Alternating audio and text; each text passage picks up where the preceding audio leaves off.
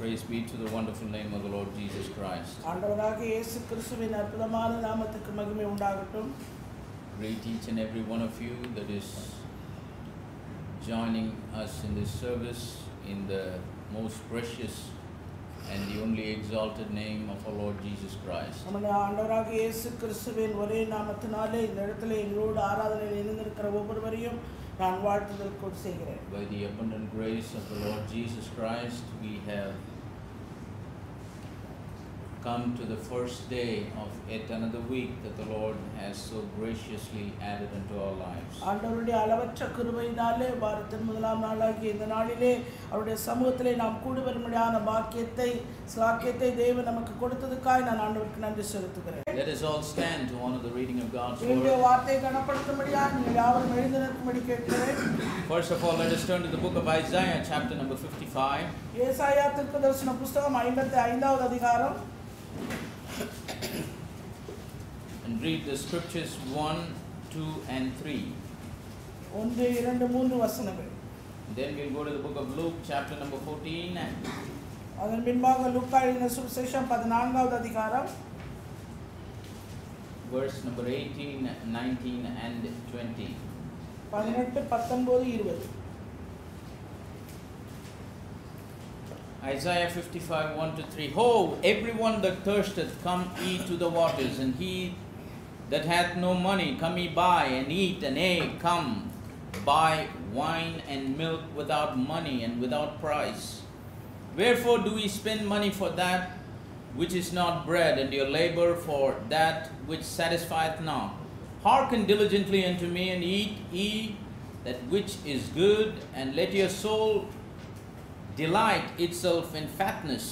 Incline your ear, come unto me, hear, and your soul shall live. And I will make an everlasting covenant with you, even the sure mercies of David. ஏசாயா தீர்க்கதரிசன புத்தகம் 55வது அதிகாரம் 1 முதல் 3 வரை. ஓ தாகமாய் இருக்கிறவர்களே, நீங்கள் எல்லாரும் தண்ணீர் விளண்டைக்கு வாருங்கள். பணமில்லாதவர்களே, நீங்கள் வந்து வாங்கி சாப்பிடுங்கள். நீங்கள் வந்து பணமுமின்றி விலையுமின்றி திராட்சரசமும் பாலும் கொள்ளுங்கள். நீங்கள் அப்பமல்லாததற்காக பணத்தையும் திருப்தி செய்யாத பொருளுக்காக உங்கள் பிரயாசத்தையும் செலவழிப்பானேன். நீங்கள் எனக்கு கவனமாய் செவி கொடுத்து நலமானதை சாப்பிடுங்கள். அப்பொழுது உங்கள் ஆத்துமா கொழுப்பான பதார்த்தத்தினால் மகிழ்ச்சியாகும். உங்கள் செவியை சாய்த்து என்னிடத்தில் வாருங்கள், கேளுங்கள், அப்பொழுது உங்கள் ஆத்துமா பிழைக்கும். தாவீதுக்கு அருளின நிச்சயமான கிருபைகளை உங்களுக்கு நித்திய உடன்படிக்கையாக ஏற்படுத்துவேன். May the Lord add his blessing to the reading of his word. வாசிக்க கேட்ட இந்த வேத வசனங்களை தேவன் தாமே நமக்கு ஆசீர்வதித்து Read that in the கொடுப்பார். book of Luke, chapter 14, 18, 19 and 20. And they all with one consent began to make excuse. The first said unto him, I have bought a piece of ground, and I must needs go and see it. I pray thee, have me excused. And another said, I have bought 5 yoke of oxen, and I go to prove them. I pray thee, have me excused. And another said, I have married a wife, and therefore I cannot come. 18, 19, 20 வசனங்கள். லூக்கா 14, 18, 19, 20. அவர்கள் எல்லாரும் போக்கு சொல்ல தொடங்கினார்கள். ஒருவன் ஒரு வயலை கொண்டேன், நான் அகத்தியமாய் போய் அதை பார்க்க வேண்டும், என்னை மன்னிக்கும்படி வேண்டிக் கொள்கிறேன் என்றார். வேறொருவன் 5 மாடு கொண்டேன், அதை சோதித்து பார்க்க போகிறேன், என்னை மன்னிக்கும்படி வேண்டிக் கொள்கிறேன் என்றார். வேறொருவன் பெண்ணை விவாகம் பண்ணினேன், அதனால் நான் வரக்கூடாது என்றார். Verse number 24. For I say unto you that none of those men that were bidden shall taste of my supper. 24ஆம் வசனம். அழைக்கப்பட்டிருந்த அந்த மனுஷரில் ஒருவனாகிலும் என் விருந்தை ருசி பார்ப்பதில்லை என்று உங்களுக்கு சொல்லுகிறேன் என்று சொன்னார். May the Lord add his blessing to the reading of his word. வாசிக்க கேட்ட இந்த வேத வசனங்களை கர்த்தர் நமக்கு ஆசீர்வதித்து கொடுப்பார். Let us all bow our heads and close our eyes for நாம் நம்முடைய தலைகளை வணங்கி கண்களை மூடி நாம் Most ஜெபிப்போம். gracious and loving heavenly Father, மிகுந்த கிருபையும் அன்பும் நிறைந்த பரலோகத்தின் தகப்பனே, thank you, Lord, for the opportunity that you have given us. ஆண்டவரே, நீர் எங்களுக்கு கொடுத்திருக்கிற இந்த நல்ல அருமையான வாய்ப்புக்காய் ஸ்லாக்கியத்துக்காய் உமக்கு நன்றி செலுத்துகிறேன். Pray, Heavenly Father, that you will come on to the scene and break the living bread of your word to feed our soul. பரலோகத்தின் தகப்பனே, இந்த நேரத்திலே நீர் எங்கள் மத்தியிலே வந்து நாங்கள் பிட்டுக்கொள்ளுகிற இந்த ஜீவ அப்பத்தை நீர் எங்களுக்கு பிட்டு தர வேண்டுமாய் ஜெபிக்கிறேன். Pray that you will anoint my feeble lips of clay to speak your anointed word. ஆண்டவரே உம்முடைய அபிஷேகப்பட்ட வார்த்தைகளை பேச என்னை நீர் அபிஷேகியும். Anoint every ears to hear and every hearts to receive and every life to be கேட்கிற ஒவ்வொரு செவியையும் ஏற்றுக்கொள்கிற இருதயத்தை நீர் அபிஷேகியும்.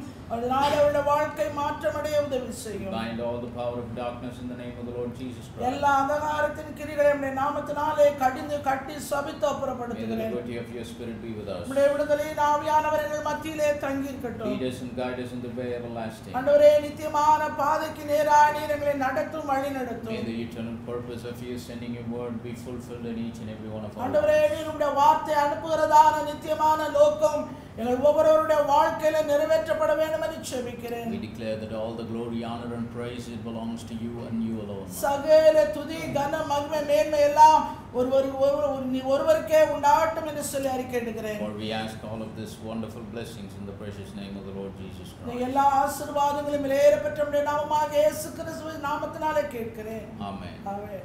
Please be seated. தயவு செய்து உட்காருங்கள்.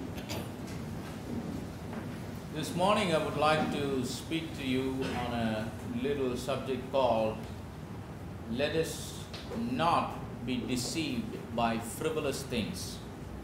நம்முடைய அனுதின அற்பமான அன்றாட காரியங்களினாலே நமக்கு உண்டாகிற நம்மை நாமே நாம் வஞ்சித்துக் கொள்ளக்கூடாது என்கிற தலைப்பின் கீழே உங்கள் மத்தியிலே பேசுகிறோம். Let us not be deceived by frivolous things, normal things, சாதாரண அற்பமான காரியங்கள், regular things.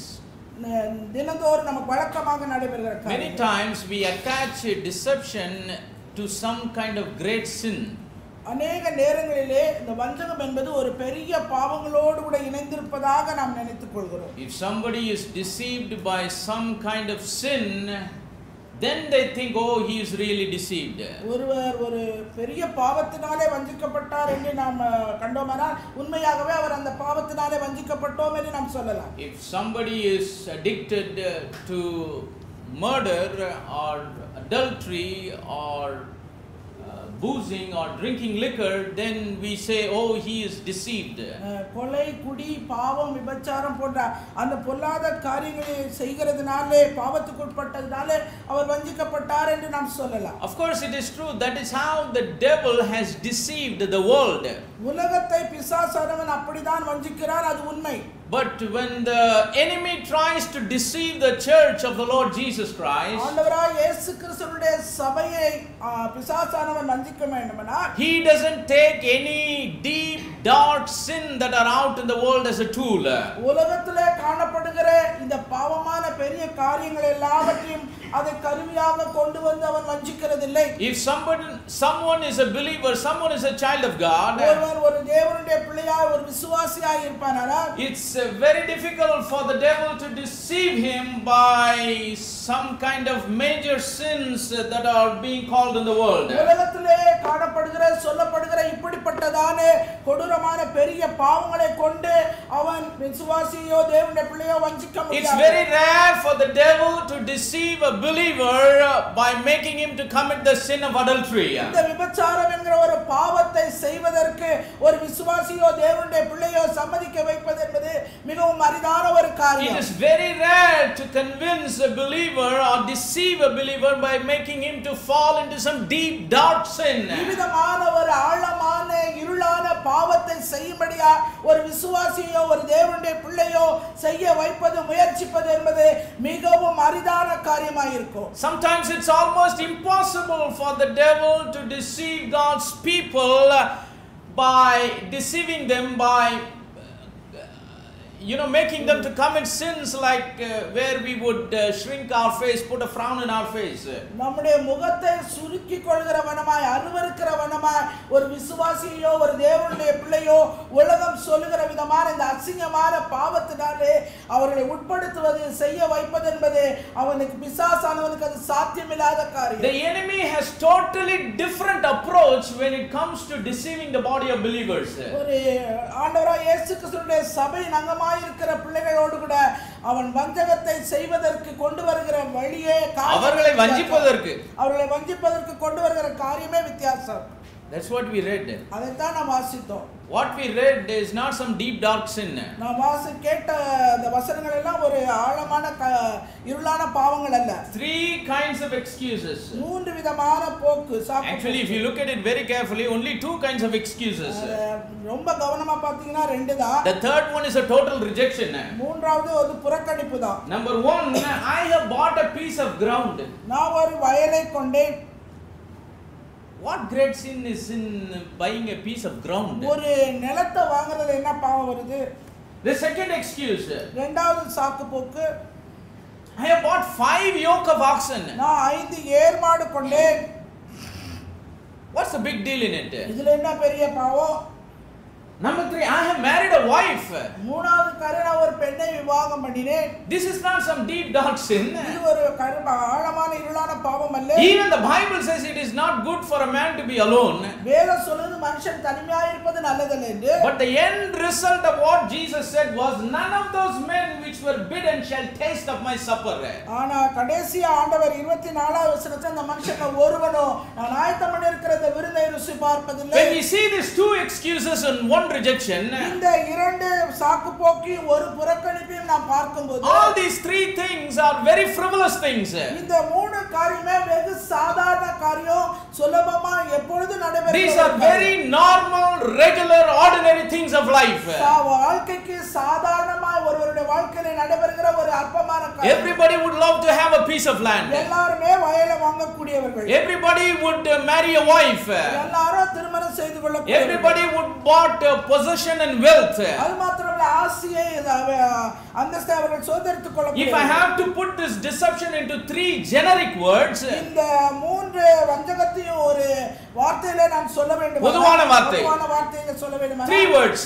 மூன்று வார்த்தை. In English it will all start in W. எல்லாமே அந்த W ல தான் ஆரம்பிக்கும் ஆங்கிலத்துல. Number 1, wealth. முதல்ல wealth ஆஸ்தி. Number 2, work. 2 வேலை. Number 3, wife. மூணாவது wife மனைவி. Wealth, work, wife. ஆஸ்தி, வேலை, மனைவி.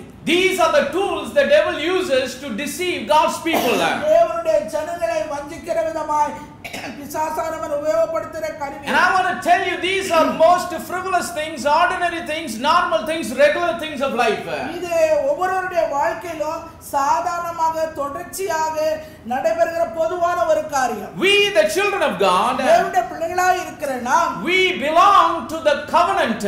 நாம் ஒரு உடன்படிக்கைக்கு உடையவர்கள். The life that we are living in Christ is a covenant life. கிறிஸ்துவுக்குள்ளே நாம் வாழ்கிற இந்த வாழ்க்கை ஒரு உடன்படிக்கை. It is a covenant that was initiated by the blood of Jesus Christ. இயேசு கிறிஸ்துவின் இரத்தத்தினாலே ஆரம்பிக்கப்பட்ட உடன்படிக்கையின் வாழ்க்கை. This covenant is an everlasting covenant. இந்த உடன்படிக்கையானது அது ஒரு நித்தியமான ஒன்று. This is an eternal covenant. நித்தியமான என்றென்றைக்கும் உள்ள ஒரு உடன்படிக்கை. That's what the Isaiah the prophet wrote on his day and time.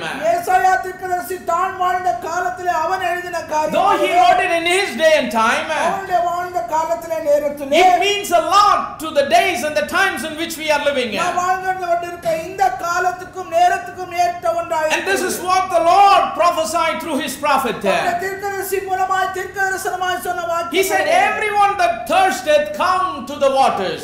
தாகமாய் இருக்கிறவர்களே எல்லாரும் தண்ணீர் அண்டைக்கு வாருங்கள். Of course, we will all drink water only if we are thirsty. நாம தாகமாய் இருந்தாதான் நாம எல்லாரும் தண்ணீர் குடிப்போம். This is not talking about the physical thirst. இது வந்து சரீர பிரகாரமான தாகத்தை. This is talking about the thirst of the souls of the people of God. தேவனுடைய ஜனங்களுடைய ஆத்தும தாகத்தை பற்றி சொல்லப்பட்டிருக்கிறது. This is talking about the thirst of the covenant people. உடன்படிக்கையின் ஜனங்களுக்குரிய தாகத்தை பற்றி சொல்லப்பட்டிருக்கிறது. He says, everyone that has got thirsty in their souls, உங்களுடைய ஆத்துமாக்களிலே யாரெல்லாம் தாகமாய் இருக்கிறீர்களோ, come to the waters. தண்ணீர்கள் அண்டைக்கு நீங்கள் வாருங்கள். To what waters? என்ன தண்ணீர் அது? It's the water of life. ஜீவ தண்ணீர் அது. It is the fountain of life. ஜீவ ஊற்று அது. It is a fountain that will never dry. ஒரு காலம் வற்றி போகாத ஜீவ ஊற்று. And he that hath no money, அங்கே பணம் இல்லாதவர்கள், come eat, buy, eat and yea, come buy wine and milk without money and without price. பணமின்றி விலையுமின்றி திராட்சரசமும் பாலும் வந்து வாங்கி வாங்கிக் கொள்ளுங்கள். See, this provision is free.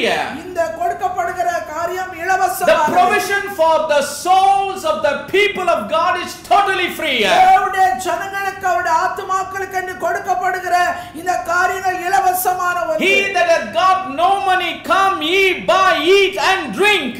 பணமில்லாதவர்கள் வந்து வாங்கி சாப்பிடுங்கள். Because it is provided free, it is without price.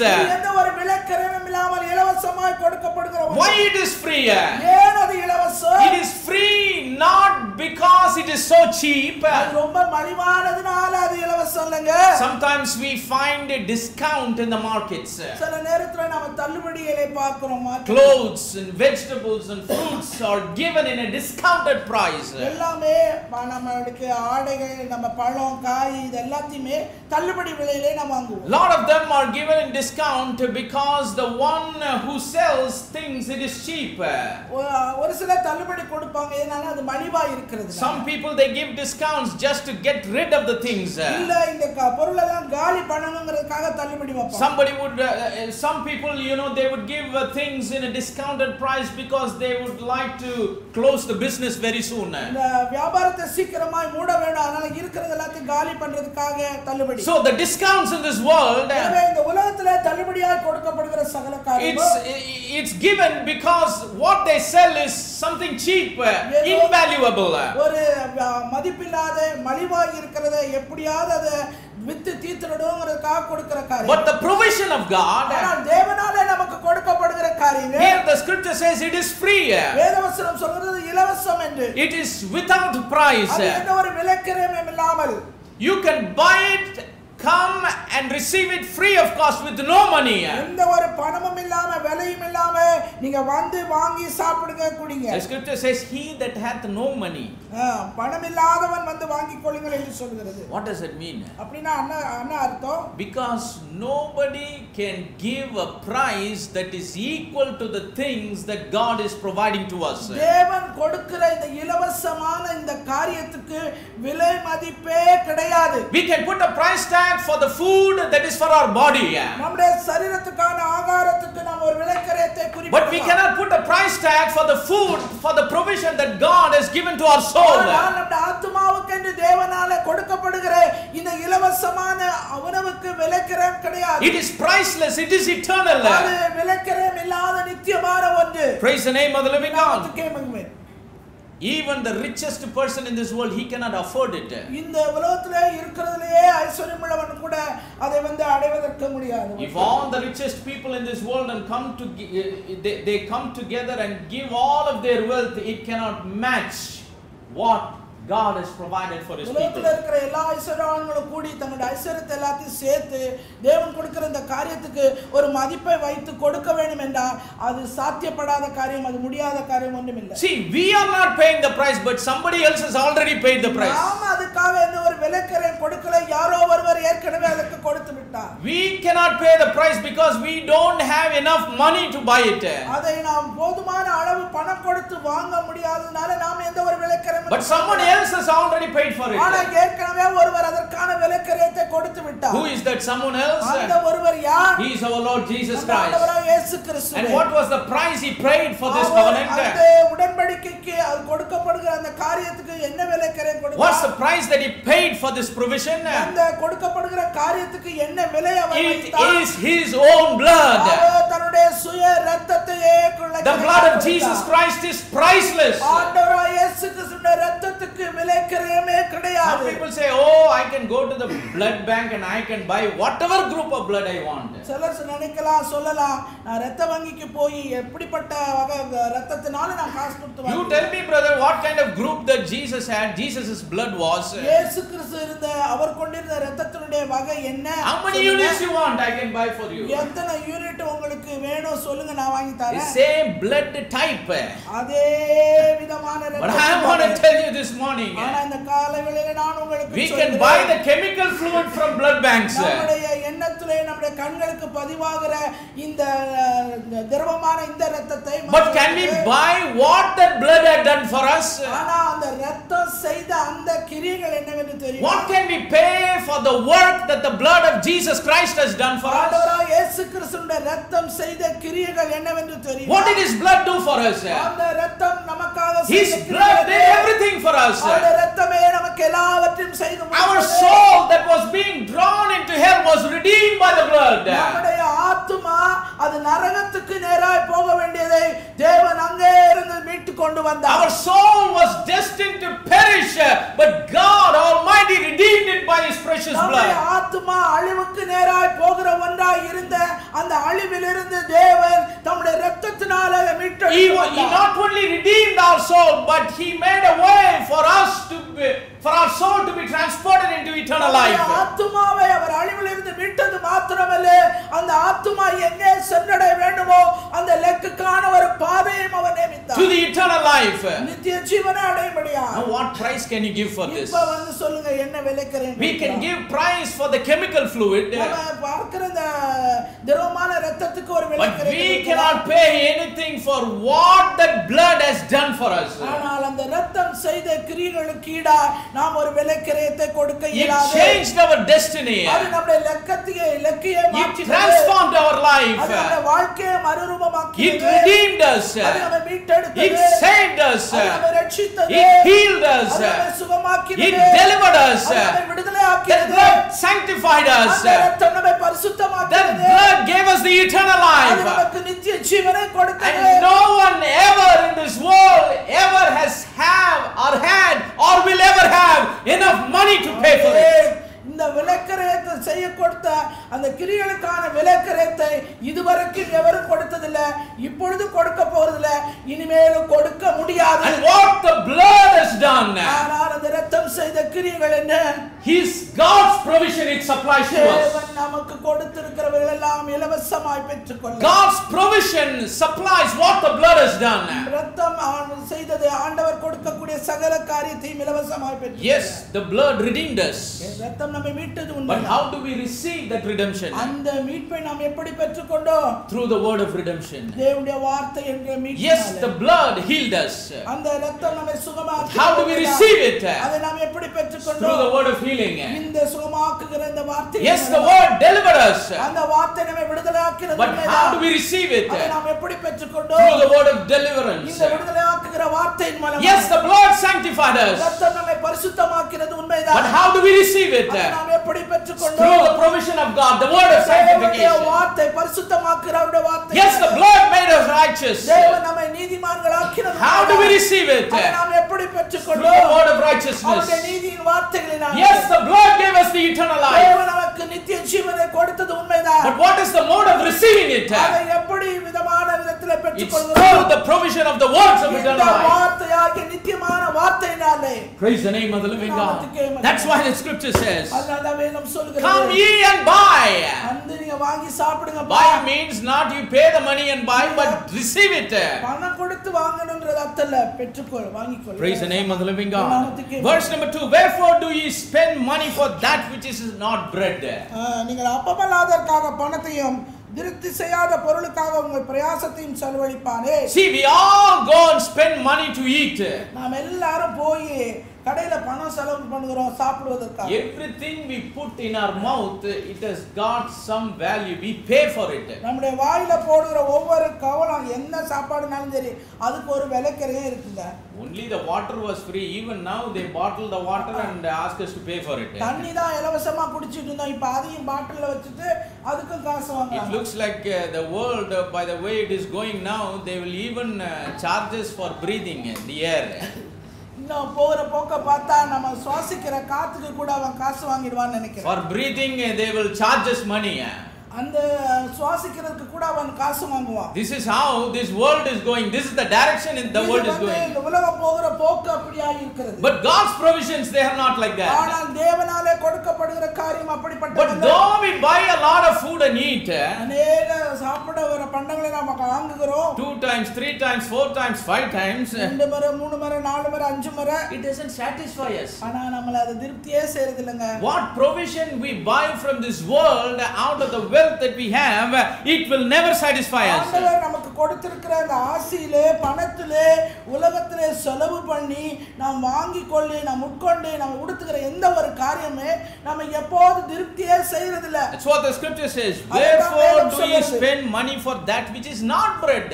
அப்பமே இல்லாததுக்காக ஏன்பா பணத்தை செலவு பண்றீங்க? Bread. அது உண்மையான அப்பம் இல்லங்க. What is the real bread? உண்மையான அப்பம் எது? That is the bread that came from heaven. அது பரலோகத்திலிருந்து வந்த ஒன்று. Jesus said, I am the bread that came from heaven. சொன்னார் பரலோகத்திலிருந்து இறங்கின அப்பம் ஜீவன். And how did that bread come from heaven? அந்த அப்பம் எப்படி இறங்கியது? That bread is the word made flesh. வார்த்தை மாம்சமாக இறங்கியது. That's the word that came from heaven. அந்த வார்த்தை தான் வானத்திலிருந்து. That's why Jesus said, இயேசு சொன்னார், man shall not live by bread alone, மனுஷன் அப்பத்தினாலே but மாத்திரம் by every word that proceedeth out of the mouth of God. புறப்படுகிற ஒவ்வொரு வார்த்தையினாலும் பிழைப்பான். The bread that proceeds from the mouth of God. அந்த அப்பமா அவருடைய வாயிலிருந்து புறப்பட்ட The living bread. அந்த Jeeva The word of life. அந்த ஜீவா வார்த்தை. That is the real bread. அதுதான் உண்மையான அப்பம். That gives the real satisfaction. உண்மையான திருப்தி உனக்கு Praise the name of the living God. கொடுக்கும். Wherefore do you spend money for that which is not bread? அப்பம் அல்லாததற்காக பணத்தை ஏன் செலவழிக்கிறீங்க? And you labor for that which satisfieth not. உங்களை திருப்தி செய்யாத பொருளுக்காக நீங்க ஏன் செலவழிக்கிறீங்க? Praise the name of the living இந்த God. நாமத்துக்கே We all work. நாம் எல்லாரும் வேலை செய்றோம். From the time we enter into our youth, நம்முடைய வாலிப நாட்களிலே நாம் பிரவேசிக்கிற அந்த நாளிலே people work and work and work and work. ஜனங்க வேலை செய்றாங்க வேலை செய்றாங்க. Labor, earn money. அவங்க வேலை செய்து சம்பாத்தியம் But have they பண்றாங்க. ever attained a place of satisfaction? ஆனா திருப்தி என்கிற ஒரு நிலைக்கு என்னைக்காவது வந்திருக்காங்களா? No. இல்ல. Never satisfied. ஒரு காலம் திருப்தி Never அடையல. ever satisfied. ஒரு காலம் செய்ய முடியல. That's why they do strike. அதனால தான் அவங்க வந்து ஸ்ட்ரைக் பண்ண Hold the ஆரம்பிச்சாங்க. flag. கொடியை பிடிச்சுக்கறாங்க. Give us bonus. எங்களுக்கு போனஸ் கொடு. DABAMA. இந்த மாதிரி வார்த்தை. We want more. எங்களுக்கு அதிகமான Because the labor of this world will never satisfy us. நாம் படுகிற இந்த உலக பிரயாசம் ஒரு காலம் நம்மை திருப்தி செய்யாது. It is all to sustain this body for a little while in this world. இந்த காலம் இந்த உலகத்துல தேவன் அனுமதிக்கிற வரைக்கும் நாம தாக்கு பிடிக்கிறதுக்கு தான் அந்த பிரயாசம். Until the time this body could work and fulfill the will of God. தேவனுடைய சித்தத்தை இந்த சரீரம் என்னைக்கு செய்து நிறைவேற்றி முடிக்கிறதோ We need some earthly bread. உலகப்பிரகாரமான அப்பம் அவசியம். We have some needs to be met. நமக்கு தேவைகள் சந்திக்கப்படுவது அவசியம். But it will never satisfy ஆனா us. ஒரு காலம் அது நம்மை திருப்தி The செய்யாது. bread of this world, இந்த உலகத்தின் அப்பம், the labor of this world, இந்த உலகத்தின் பிரயாசம் it will never satisfy a child of ஒரு God. காலம் தேவனுடைய பிள்ளையை திருப்தி செய்யாது. That is why the Lord says, அதான் ஆண்டவர் சொன்னார், hearken diligently unto me, நீங்க கவனமா எனக்கு செவி கொடுங்க. eat that which is good, நலமானதை சாப்பிடு. and let your soul delight itself in அப்பொழுது the Lord. உன்னுடைய ஆத்துமா என்ன செய்யும்? திருப்தியாகும். Let your soul delight itself in உன்னுடைய ஆத்துமா fatness. கொழுப்பாகும். Praise the name of the living God. Many times we would like to eat quality food. அநேக நேரத்துல தரமான சாப்பாடு சாப்பிட Many times we would love to eat rich food. அது மாத்திரமல்ல நல்ல இருக்கிறதுல உணவு சுவையில அதிக சிறப்புள்ள உணவை But the Lord says, ஆண்டவர் சொல்றாரு, what about your soul? இந்த ஆத்துமா என்னாச்சுப்பா? That cannot satisfy you. அது உன்னை திருப்தி செய்யலையே. But I have something that which is good. நலமானது ஒண்ணு நான் வச்சிருக்கிறேன். Come and eat of it. அத வந்து சாப்பிடு. Drink of it. அத வந்து நீ பானம் பண்ணு. Partake of it. அதுல நீ பங்கு பெறு. It is full of fatness. அது ஃபுல்லா கொழுப்பா நிறைஞ்சிருக்கு. It will delight your soul. உன்னுடைய ஆத்துமாவை செழிப்பாக்கும். It will bring life from within you. அது உனக்குள்ளே ஜீவனை கொண்டு வரக்கூடியது. Verse number 3 he says, மூன்றாவது வசனம் சொல்கிறது, incline your ear. உன்னுடைய செவியை கவனமா சாய்த்து Come and hear. உன்னிடத்துல வந்து கேளு. Your soul shall live. அப்பொழுது உன்னுடைய ஆத்துமா பிழைக்கும். Praise the name of the living God. You know, in the book of John, the apostle writes, யோவான் தன்னுடைய புத்தகத்திலே எழுதுகிறார், and beloved, thou shalt prosper and be in health, even as your soul prospereth. அவன் தன்னுடைய 3வது நிருபத்திலே எழுதுகிறான், உன் ஆத்துமா வாழ்கிறது போல நீ எல்லாவற்றிலும் வாழ்ந்து சுகமாய் இருக்கும்படி. A lot of times these people, they gave excuse. அநேக நேரங்களில இந்த மாதிரி சாக்கு போக்கு. The same kind of excuse. இதே விதமான சாக்கு போக்கு. For the things of God. தேவனுடைய காரியங்களுக்கு. To delight ourselves in the Lord. ஆண்டவருக்குள்ளே நாம் மகிழ்ச்சி For our soul to prosper. நம்முடைய ஆத்துமா செழிப்பதற்கு. What do we say? நாம சொல்றது என்ன? Wealth problem, brother. ஆஸ்தி பிரச்சனை brother. Work problem, brother. வேலை பிரச்சனை brother. Wife problem, brother. மனைவி பிரச்சனை brother. But what does the Lord say? ஆண்டவர் சொல்கிறது என்ன? Incline your ear. உன் செவியை சாய்த்து கேள். Let your soul live first. அப்பொழுது உன் ஆத்துமா முதலாவது பிடிக்கும். God knows we need material things in this world. இந்த உலகத்துக்குரிய காரியங்கள் இன்னது தேவைன்னு தேவன் நம்மை குறித்து Yes, we need physical food for the sustenance of our body. நம்முடைய சரீரம் இந்த பூமியிலே தங்குவதற்கு வேண்டிய சகல தேவையும் தேவன். Yes, we need family and relationships in this world. குடும்ப உறவு தேவன் ஆண்டவர் அறிந்திருக்கிறார். Yes, we need some wealth not for ourselves but at least to bless other people. மற்றவர்களை ஆசீர்வதிப்பதற்காக கூட நமக்கு ஆஸ்தி அவசியம் என்பதை தேவன் அறிந்திருக்கிறார். Praise the name of the living God. To God told Abraham.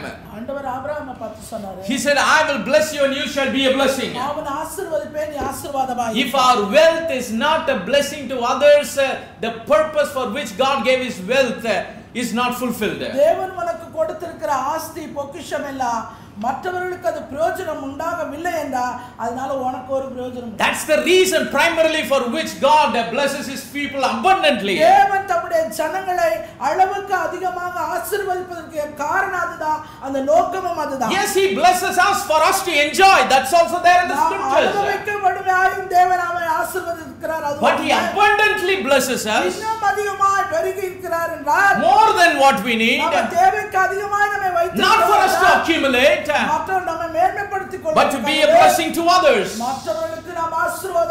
But a lot of times people give excuses. Brother, work, brother. Vaitru Pilippu.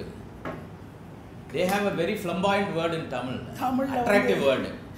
ரொம்ப கவர்ச்சியான வார்த்தை. It can earn the pity of others very easily. மற்றவருடைய இரக்கத்தை பெற்றுக்கொள்கிறதுக்கு சுலபமா சொல்ற வார்த்தை. To wash my stomach. என்னுடைய வயித்தை கழுவுறதுக்கு. And go to operation theater, ask the doctor to cut our stomach and pour Lysol and clean it.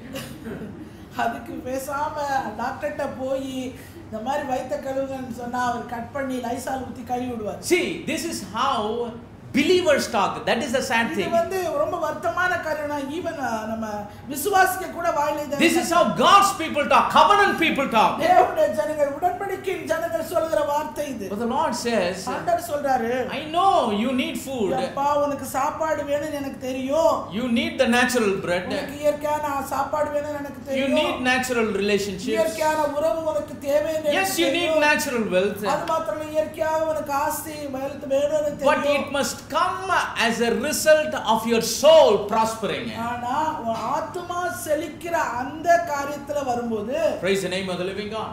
That's what Apostle John wrote. அதைத்தான் அப்போஸ்தலனாகிய யோவான் எழுதுகிறார். Thou shalt prosper and be in health even as your soul prospers. உன்னுடைய ஆத்துமா அந்த வாழ்ந்து சுகமாய் வாழ், எல்லாவற்றிலும் நீ வாழ்ந்து சுகமாய் இருக்கணும். praise the name of the living God. We live by our soul.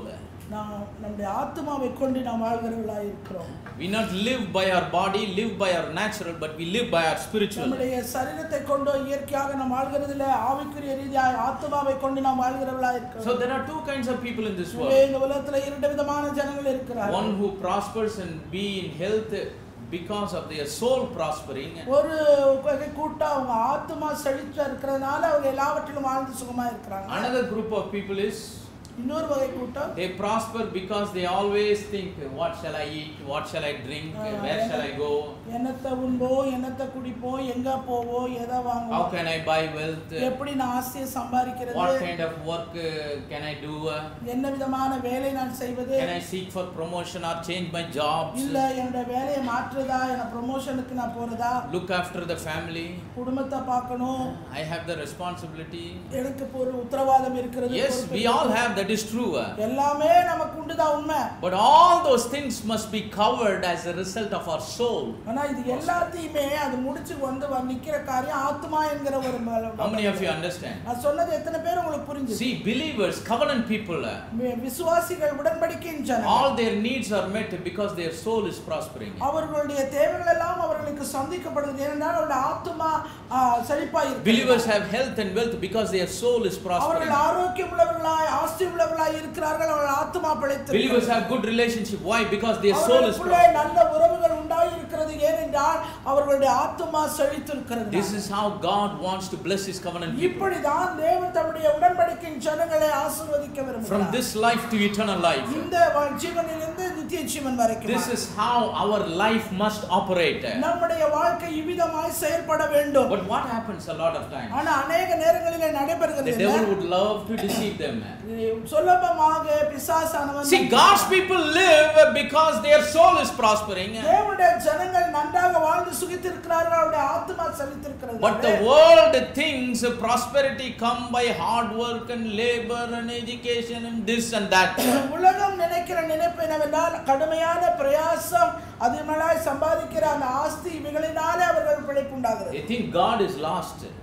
அவர்களுக்கு தேவன் தான் பிந்தின காரியம், Only for dying and going to heaven. இந்த இடத்துல இருந்து வாழ்ந்து மரிச்சு பரலோகம் போகணும். One great thing about the brother that passed away last week is கடந்த வாரம் மரித்த அவரை குறித்த ஒரு காரியம் என்னவென்னா, many times I have seen him. He has gone to dialysis and have come to church in the evening.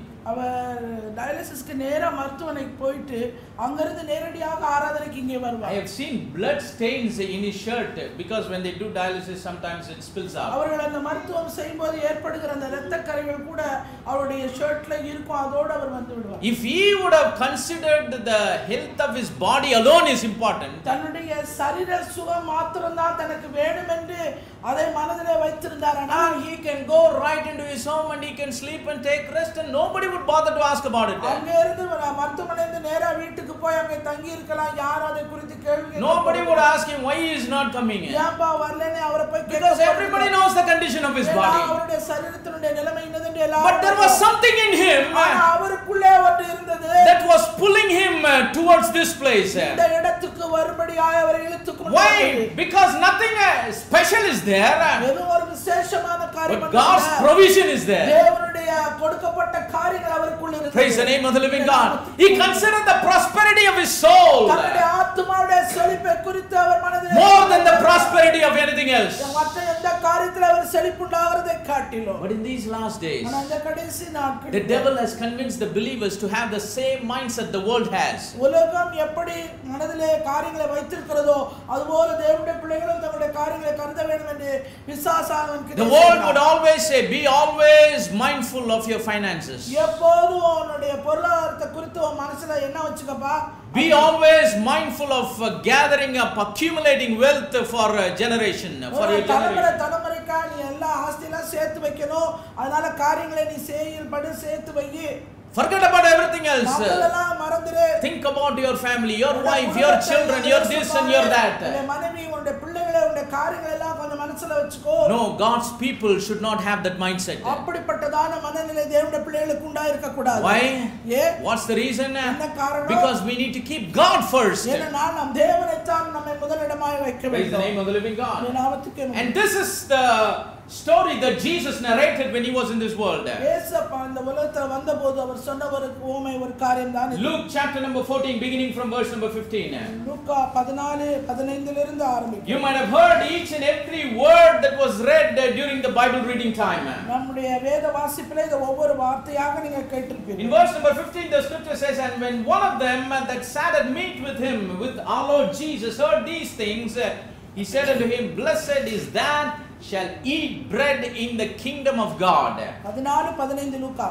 அவரோடு கூட பந்தியிருந்தவர்களில் ஒருவன் இவைகளை கேட்டபொழுது அவரை நோக்கி, தேவனுடைய ராஜ்யத்தில் போஜனம் பண்ணுகிறவன் பாக்கியவான் என்றார். Someone that was eating physical meat with him, he was thinking about eating meat in the kingdom of God. He said, blessed is he that eateth bread in the kingdom of God. இயேசுவோடு சரீர பிரகாரமாக உட்கார்ந்து சாப்பிட்டு கொண்டிருந்ததில் ஒருவன் சொல்கிறான், தேவனுடைய ராஜ்யத்திலே போஜனம் பண்ணுகிறவன் பாக்கியவான். When we think about eating bread in the kingdom of God, தேவனுடைய ராஜ்யத்திலே போஜனம் பண்ணுகிறது என்பதை நினைத்தால் everybody would say, oh, it is the marriage supper of the lamb. இது வந்து ஆட்டுக்குட்டியானவருடைய கல்யாண விருந்து என்று When நினைக்கிறார்கள். Jesus comes, we all are going to eat in the kingdom of God. இயேசு கிறிஸ்து வரும்போது நாம் எல்லாரும் எடுத்துக்கொள்ளப்பட்ட அவரோடு கூட பந்தி இருப்போம். Yes, that marriage supper of the lamb is there. ஆட்டுக்குட்டியானவருடைய கல்யாண விருந்து இருக்கிறது. It is the promise for the future of the saints of God. அது தேவனுடைய பரிசுத்தவான்களுக்கு எதிர்காலத்தை குறித்த ஒரு But right now, as we are living our life in this world, இந்த பூமியிலே வாழ்ந்து கொண்டிருக்கிற இந்த நாட்களில் as we are living our life in Christ, கிறிஸ்துவுக்குள்ளே வாழ்ந்து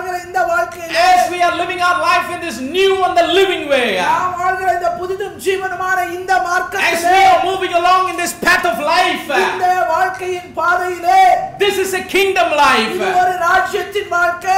Jesus once said, இயேசு கிறிஸ்து ஒருமுறை if சொன்னார், anyone comes and says the kingdom is low here and low there, do not be deceived. இயேசு கிறிஸ்து சொன்னாரு, ஏதோ ராஜ்யம் இங்க இருக்கு அங்க இருக்குன்னு சொன்னா நம்பாதப்பா. The kingdom of God is within you. இந்த ராஜ்யம் உங்களுக்குள்ள Right இருக்கிறது. now as we are living, நாம் வாழ்ந்து கொண்டிருக்கிற இந்த the காலத்தில் kingdom of God is within us. தேவனுடைய ராஜ்யம் நமக்குள்ளாக The இருக்கிறது. kingdom of God is within the people of God. ராஜ்யம் தேவனுடைய ஜனங்களுக்குள்ளாக The kingdom of God is within the faithful and chosen people of God. தேவனாலே தெரிந்து கொள்ளப்பட்ட அழைக்கப்பட்ட அவருக்குள்ளே இருக்கிறது. Praise the name of the living God. And in this kingdom, இந்த ராஜ்யம் we need to partake of the bread of life. அதிலே நாம் போஜனம் பண்ணுகிறவர்களாய் We need to drink. We need to drink of the fountain of life. அந்த ஜீவ ஊற்றிலே நாம் பங்கு பெறுகிறவர்களாய் நாம் இருக்க வேண்டும். Sincere milk of God's word. தேவனுடைய அந்த கலங்கமில்லாத The living bread of God's word. தேவனுடைய ஜீவ அப்பமாகிய இந்த The வார்த்தை strong meat of God's அது word. மாத்திரமல்ல பலமுள்ள ஆகாரமாகிய That's the bread we partake in the kingdom of God. நாம் தேவனுடைய ராஜ்யத்திலே போஜனம் பண்ணுகிறோம். And then Jesus narrated the story. அதன் பின்பாக கதையை ஆரம்பிக்கிறார் இயேசு கிறிஸ்து. He said, oh, you are saying blessed are those that eat the bread in the kingdom of God? தேவனுடைய ராஜ்யத்திலே போஜனம் பண்ணுகிறவன் பாக்கியவான் என்று சொன்னியப்பா. Do you know, I know this eating bread in the kingdom of God has nowadays become a great comic. இந்த நாள்ல போஜனம் தேவனுடைய ராஜ்யத்திலே போஜனம் பண்ணுகிறது பெரிய வேடிக்கையா போச்சு. I tell you what all happens. எல்லாம் என்ன நடக்குதுங்கறதை நான் சொல்றேன். Don't think everybody will eat bread in the kingdom of God. எல்லாரும் தேவனுடைய ராஜ்யத்திலே போஜனம் பண்ணுகிறவர்கள் அல்லப்பா. In other words, Jesus said, not everybody that is invited will come to eat bread in the kingdom. இன்னொரு வார்த்தையில இயேசு கிறிஸ்து சொல்றாருன்னா அழைக்கப்பட்ட எல்லாரும் வந்து அந்த போஜனத்தை பண்ணுகிறது இல்ல. None of them that were invited, they came to eat the bread in the kingdom of God.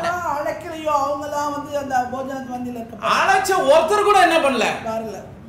That's what he's narrating in this story. அதை தான் இந்த கதையில வச்சு Verse number 16, he begins by saying, then he said unto him, a certain man made a great supper and bade many.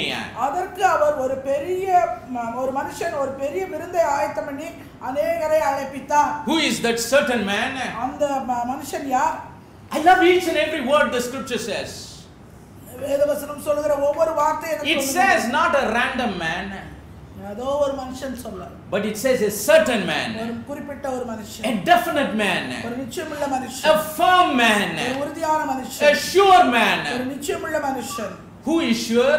யாரு நிச்சயமானவர்? Who is firm? யாரு உறுதியானவர்? Who is certain? யாரு ஒரு முக்கியமானவர்? He is our King of Kings, the Lord Jesus Christ. ராஜாதி ராஜாவாய் ஆண்டவரே இயேசு. So the man in this story, கதையில இருக்கிற அந்த ஒரு மனுஷன், he is nothing but our Almighty God. வேறு யாரும் இல்ல, நம்முடைய சர்வ வல்லமை Because he is certain, ஏனென்றால் அவரே முக்கியமானவர், he is sure, அவரே உறுதியானவர், he is unchangeable, அவரே மாறாதவர், he is almighty. அவரே சர்வ வல்லமையுள்ளவர். That great King of Kings, அந்த பெரிய ராஜாதி the Raja, Lord of our souls, நம்ம ஆத்துமாவுடைய கர்த்தர், he prepared a great supper. அவர் ஒரு பெரிய விருந்தை ஆயத்தம் பண்ணினார். See, if someone prepares a great supper, யாராவது ஒரு பெரிய விருந்து ஆயத்தம் பண்ணினா surely he must be a great person. அவருக்கு அழைக்கிறதுக்குன்னு பெரிய ஆளுங்களும் இருப்பாங்க. A small man cannot prepare a great supper. ஒரு சாதாரண மனுஷன் ஒரு பெரிய ஆட்களுக்கு விருந்து ஆயத்தம் பண்ண முடியாது. He made great supper because he is a great God. இவர் ஒரு பெரிய விருந்து ஆயத்தம் பண்ணா அவர் பெரிய தேவனாகவும் இருக்கிறார். And not only he prepared a great supper, but he bade many, he invited many. இவர் பெரிய விருந்து ஆயத்தம் பண்ணின பெரிய மனுஷன் மாத்திரமல்ல, இவர் பெரிய ஆட்களை அழைக்கிறவராகவும் இருந்தார். Praise the name of the living God. He bade many means invited many people, not great people, many people. அநேகரை அவர் அழைக்கிறவராகவும் இருந்தார். The Bible says many are called. அழைக்கப்பட்டவர்கள் அநேகர். Did not the Bible say? வேதவசனம் அப்படிதானே சொல்லுது. சொல்லுங்க. அழைக்கப்பட்டவர்கள் அநேகர். அழைக்கிறதுக்கு முன்னாடி அவர் என்ன பண்ணிருக்காரு?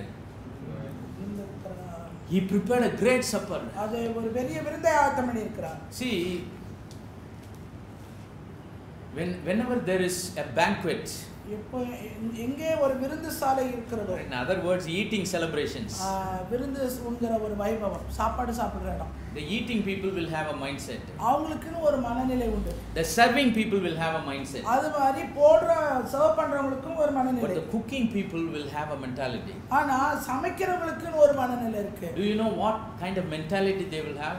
எப்படிப்பட்டதான மனநிலையில் அவர்கள் இருப்பார்கள் The people தெரியுமா? that cook, அந்த சமைக்கிறவர்கள் when they cook, they want everyone to enjoy it. சம்போதே அவங்க நினைக்கிறது இந்த சாப்பிட்டு எல்லாரும் They அனுபவிக்கணும். want everybody to be satisfied with it. இதுல எல்லாரும் அவங்க திருப்தி அடைய வேண்டும் என்று சமைப்பார்கள். He is preparing with an expectation. ஒரு எதிர்பார்ப்போடு அதை சமைப்பார்கள். He is preparing it so that everybody should eat, should be blessed, they should enjoy, they should be happy. அவர்கள் சமைக்கிற அந்த உணவை அவங்க சாப்பிட்டு திருப்தி அடைந்து அதை அனுபவிக்க வேண்டும். Cook with a mentality that somebody should eat and die. யாருமே வந்து சாப்பிட்டு சாகணும்னு சொல்லி சமைக்க மாட்டாங்க. Nobody would cook and say, oh, they should not eat more, let us do something so that they can eat less. Let us make it without any taste so that they will eat less and they will go away. சாப்பாடு விருந்து செய்யும் போதே வரவெல்லாம் அதிகமா தின்ற கூடாது, அதனால அதை இதா போடு, சாப்பிடுறவன் கொஞ்சமா சாப்பிட்டுட்டு போட்டுன்னு நினைக்க மாட்டாங்க. Nowadays they might do such strategies to control the quantity. அந்த சாப்பாட்டு அளவை குறைப்பதற்காக இந்த மாதிரி தந்திரமெல்லாம் இந்த நாட்களில் கொஞ்சம் செய்றாங்க. You know, in the buffet style of eating, they serve soup many times. அநேக நேரங்களிலே சாப்பாடு வைத்திருப்பாங்க, நாம போய் தேர்ந்தெடுத்து சாப்பிடுறதுல முதல்ல வச்சிருக்கிறது soup. I don't like soup. நாங்க சூப்பே எனக்கு பிடிக்காது. According to me, soup is nothing but spiced hot water. அது வந்து இந்த பட்டல வாசனை திரவியம் போட்ட சுடுதண்ணி. ஒரு சுடுதண்ணி. Do you know what happens? If you drink that, it will bring some kind of a satisfaction. நீங்க முதல்ல குடிச்சிட்டீங்கன்னா அது ஒரு விதமான திருப்தி உங்களுக்குள்ள கொண்டு வந்துரும். It can strongly control your diet. அது உங்களுடைய சாப்பாட்டு அளவு அப்படியே கட்டுப்படுத்தும். நல்லா யோசிங்க, சாப்பிடுறதுக்கு முன்னாடி கடன்னு ஒரு 1/4 லிட்டர் தண்ணி குடிச்சா என்ன ஆகும்? சாப்பிட முடியுமா?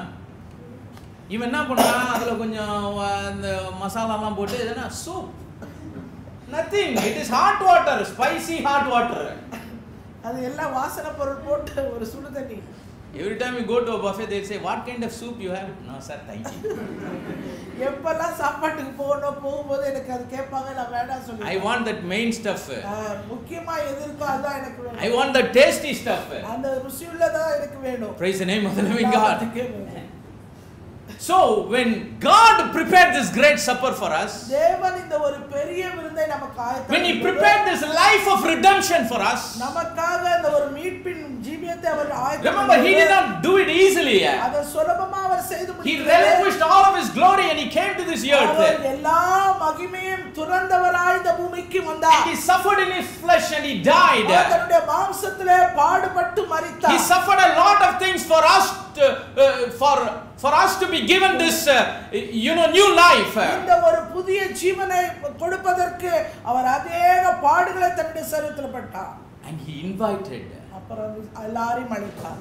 For the last 2000 years he is inviting. கடந்த 2000 வருடங்களாக அவர் அழைத்தார். When he came into this world in flesh and blood, he says, "Come unto me, all ye that labor and are heavy laden, and I will give you rest." வந்தபோது அவர் கொடுத்த அழைப்பு, வருத்தப்பட்டு பாரம் சுமக்கிறவர்களே நீங்கள் எல்லாரும் என்னிடத்தில் வாருங்கள், நான் உங்களுக்கு இளைப்பாறுதல் தருவேன். Praise the name of the living God. There are many people that can make great supper, but when they invite, they'll be very careful. சிலர் இருக்காங்க, பெரிய விருந்து ஆயத்தம் பண்ணிடுவாங்க, ஆனா அழைக்கும் போது ரொம்ப கவனமா அழைப்பாங்க. Only 25 people. 25 பேர் மாத்திரம். Nowadays they have a reason, coronavirus. இப்ப வந்து அதுக்கு காரணமா உங்களுக்கு வந்துருச்சு கொரோனா. Government regulation. கவர்மெண்ட் சொல்லிருக்குப்பா. They want to do everything in an inexpensive way, cheap way. ரொம்ப மலிவான வழியில, விலை கம்மியா எல்லாத்தையும் செய்யணும். For some people, coronavirus is a profit. சிலருக்கு வந்து அதுக்கு கொரோனா வைரஸ் தான் அவங்களுக்கு மூலம். Praise the name of the living God. But our great God, ஆனால் நம்முடைய பெரிய தேவன், this certain man, the King of Kings, இந்த முக்கியமான மனுஷன் ராஜாதி ராஜா, he made a great supper and invited many. அவர் பெரிய விருந்தை ஆயத்தம் பண்ணினார், அநேகரை அழைப்பித்தார். In fact, he wants everybody to come. எல்லாரும் வரட்டும் என்று சொல்லி அவர் விரும்பினார். That is why Apostle Paul, writing to Timothy, he says, தீமோத்தேயுவுக்கு Paulose who will have all men to be saved and come into the knowledge of the எல்லா மனுஷரும் ரட்சிக்கப்படவும் சத்தியத்தை அறிகிற அறிவை அடையவும் அவர் So with that kind of a mindset, அந்த ஒரு மனநிலையிலே, with that kind of a good heart, அந்த ஒரு நல்ல இருதயத்திலே bade many. அவர் அநேகரை அழைப்பித்தார். He sent his servants to give the invitation. வேலைக்காரரை அனுப்பி அந்த அழைப்புதலை கொடுக்கிறார். And the servants went forth and said, அவங்க எல்லாரும் போய் சொல்றாங்க, come, for all things are now ready. இப்ப எல்லாமே ஆயத்தமாக இருக்கிறது, வாங்க. Praise the name of the living God. நாமத்துக்கே மகிமை. See, everybody likes everything to be ready all the time. எல்லாரும் விரும்புகிற ஒரு காரியம் எல்லா நேரமும் ஆயத்தமா இருக்கணும். How many like that? I like that. எனக்கு பிடிக்கும். Because you can get everything like this. ஏன்னா எல்லாமே அப்ப சுலபமா நமக்கு, Because it is already ready, it is already prepared. ஏற்கனவே அது தயாராகி வைக்கப்பட்டிருக்கு. But this great man who made the great supper and invited everyone or many, அநேகரை அழைப்பித்த இந்த பெரிய மனுஷன், ஆயத்தம் பண்ணின அந்த பெரிய விருந்து, he sends out an invitation. அவர் ஒரு அழைப்பு அனுப்பி அனுப்புகிறார்.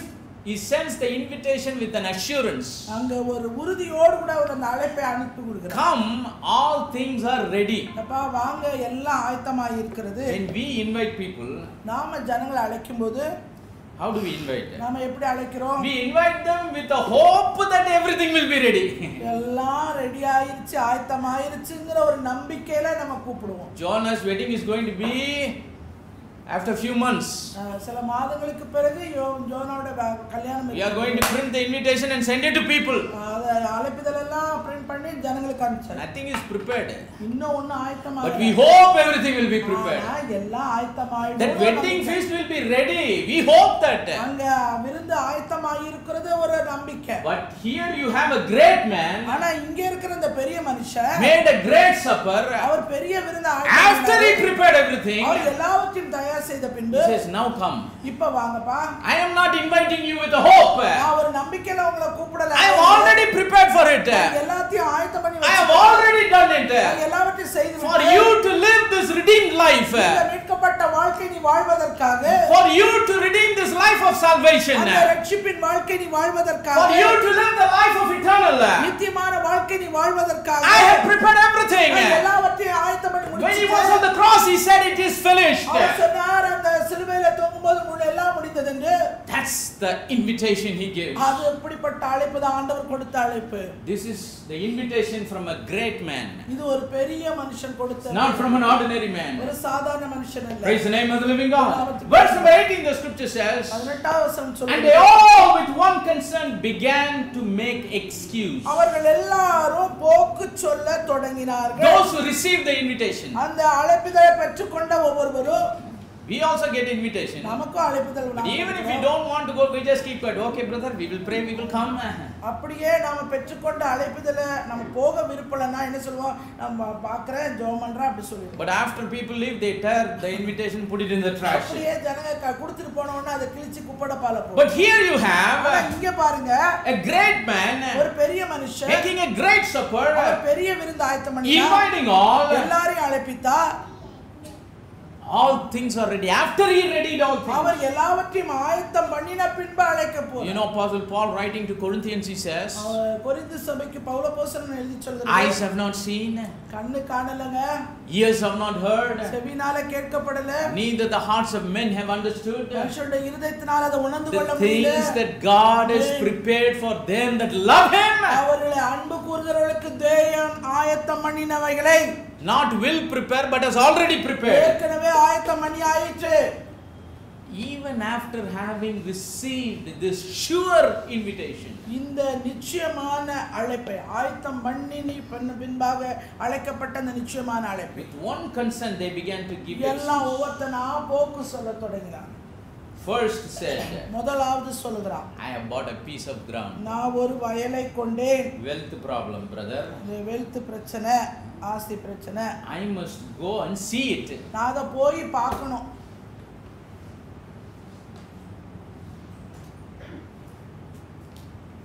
ஒருவேளை வேற யாரும் மடக்கி போட்டுருவாங்கன்னு பயந்தானு பட்டா வாங்காதல என்னன்னு தெரியல. Maybe he thought someone else will come and encroach it. யாராவது வந்து அதை அபகரித்துக் கொள்வார்களோ என்று அவன் நினைச்சான். Sir, I have bought a piece of land. I must go and see it. நான் ஒரு வயலை வாங்கி இருக்கேன்பா, நான் போய் பார்க்கணும். Or you don't know whether it is lust of the eyes. இது ஒருவேளை கண்களின் இச்சையா கூட இருக்கலாம். He says, I have bought a wealth, I have bought a property. நான் ஒரு சொத்து வாங்கி இருக்கிறேன், ஒரு ஆசையை வாங்கி இருக்கிறேன். I must go and see it. நான் போய் அதை பார்க்க வேண்டும். So please excuse me. அதனால தயவு செய்து என்ன மன்னிச்சுக்கங்க. சாரியே கேக்குறான். Please excuse me. Why? தயவு செய்து என்ன மன்னிச்சுக்கங்கன்னு Because he கேக்குறாங்க. is thinking the piece of ground he has bought is greater than the great man making a great supper and has prepared everything for இந்த him. பெரிய மனுஷன் ஆயத்தம் பண்ணின பெரிய விருந்து, ஆயத்தம் பண்ணி எல்லாம் ஆயத்தமாய் இருக்கிற அந்த விருந்தை காட்டிலும் அவன் வாங்கின நிலம் அவனுக்கு பெருசா போச்சு. In that supper this piece of ground is also there. அந்த விருந்துல இந்த ஒரு நிலமும் இருக்குது. And that piece of even a bigger piece of ground is there if he would respond to that invitation. அந்த அழைப்புக்கு அவன் உத்தரவாதம் பண்ணியிருந்தானா இதை காட்டிலும் பெரிய நிலம் அவனுக்கு உண்டாயிருக்கும். Praise the name of the living God. He says, I have bought it நான் வாங்கிட்டேன் by my strength, என்னுடைய பலத்தினால, by my hard labor, என்னுடைய கஷ்டமான by my intelligence. என்னுடைய புத்தியினால. So please excuse me. எனவே தயவு செய்து Then மன்னிச்சுங்க. the second one said, இரண்டாவது சொல்றான், I have bought 5 yoke of oxen. நான் 5 ஏர் மாடு கொண்டு இருக்கிறேன். I must go and prove them. அதை போய் நான் சோதித்து பார்க்க வேண்டும். I have to work. அதை போய் நான் வேலை செய்யணும். For my work I have bought new equipments. என்னுடைய வேலைக்காக நான் புதிய கருவிகளை I bought a machine for my factory. என்னுடைய வியாபாரத்துக்காக factory For the factory of farming I bought the equipment of 5 yoke of oxen. என்னுடைய வேலைக்காக என்னுடைய ஃபேக்டரிக்காக நான் வாங்கி இருக்கிற அந்த பொருள் அந்த 5 ஏர் மாடு அதை போய் நான் பார்க்கணும். First I have to test that. அதை நான் சோதிச்சு பார்க்கணும். Because my work, my labor is very important. ஏனென்றா என்னுடைய வேலை என்னுடைய பிரயாசம் மிகவும் முக்கியமானது. So he says, please excuse me. அதனால அவனும் சொன்னான், மன்னிச்சுக்கங்க. And the third one said, மூன்றாவது ஒருத்தன் சொல்றான், now he is little different. இவன் கொஞ்சம் வித்தியாசமான ஆளா இருக்கான். He says, I have married a wife. நான் ஒரு பெண்ணை விவாகம் பண்ணினேன்.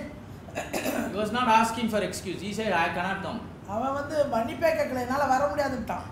Those two people, அந்த ரெண்டு பேரு they accepted the invitation, அவங்க அழைப்பை ஏற்றுக்கொண்டார்கள். but they refused to come or to give their inclination to the அந்த invitation. கொடுக்கப்பட்ட அழைப்புக்கு செவி கொடுத்து அவர்கள் வர முடியலங்கிற காரணத்தை சொல்லிட்டாங்க. But this third person ஆனா இந்த மூணாவது ஆளு says no excuse and all. அதுக்கு மன்னிப்பே அவன் சொல்லல. Says, I have married a wife, she is more important. ஒரு பெண்ணை விவாகமானே, எனக்கு அவதான் முக்கியம். Instead of going to that supper, I will book a table in some nice hotel. I will go and eat there.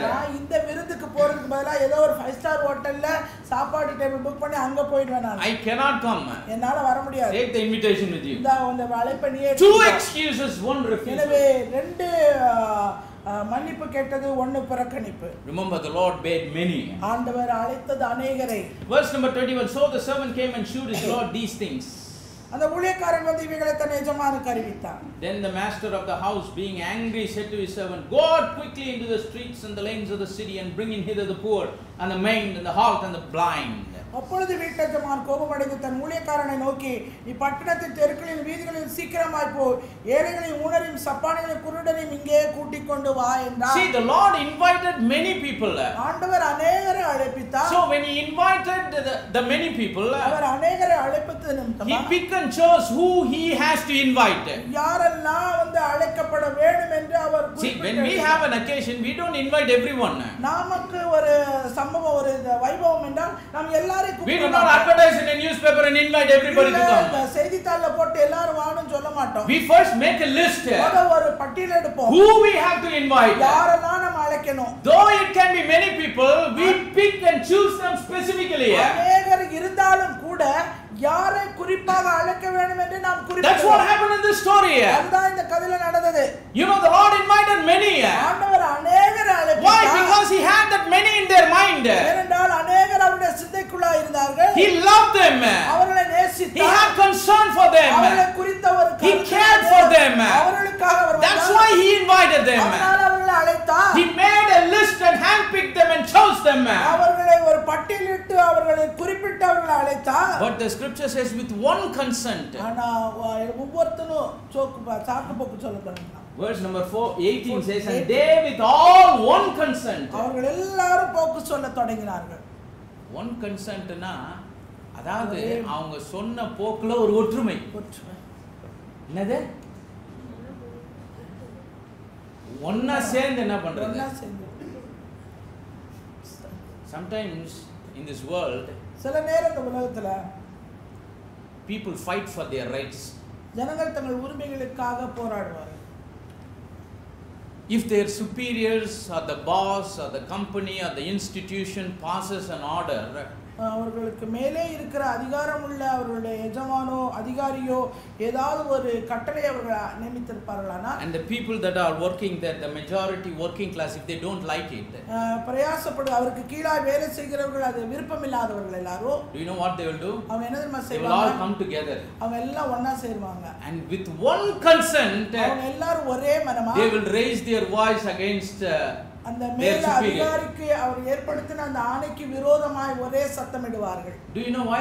ஏன் தெரியுமா? Because if the opposition comes in one consent from everyone, இந்த அநேகருக்கு பதிலா ஒரே மனமா ஒரே குரலா அந்த எதிர்ப்பு போகுமானா, the superior will get scared, அந்த மேலதிகாரம் உள்ளவர்கள் பயப்படுவாங்க, they will automatically cancel the order, அவங்க தானாவே அந்த கொடுத்த கட்டளையை நீக்கிடுவாங்க, and they will get back, அவங்க கொடுத்த அந்த கட்டளையை they will revoke, திரும்ப அதை பெற்றுக்கொள்வார்கள். but this cannot work in the kingdom of ஆனா God. தேவனுடைய ராஜ்யத்துல இது வேலைக்காகாது.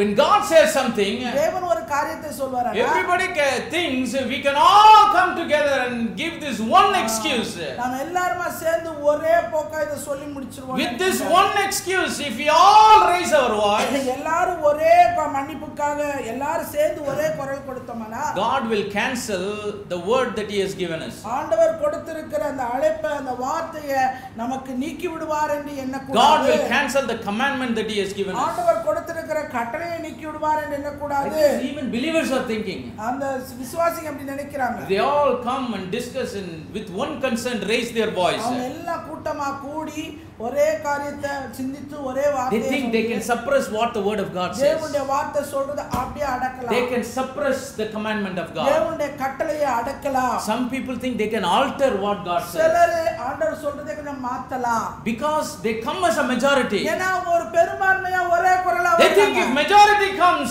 விவிதமா अनेक பேராய் வரும்போது they can even change the mind of God. தேவனுடைய சிந்தையை மாற்ற நினைக்கிறாங்க. This won't work in the kingdom of God, my brothers and sisters. ஒரு காலம் சாத்தியம். Let us not deceive ourselves.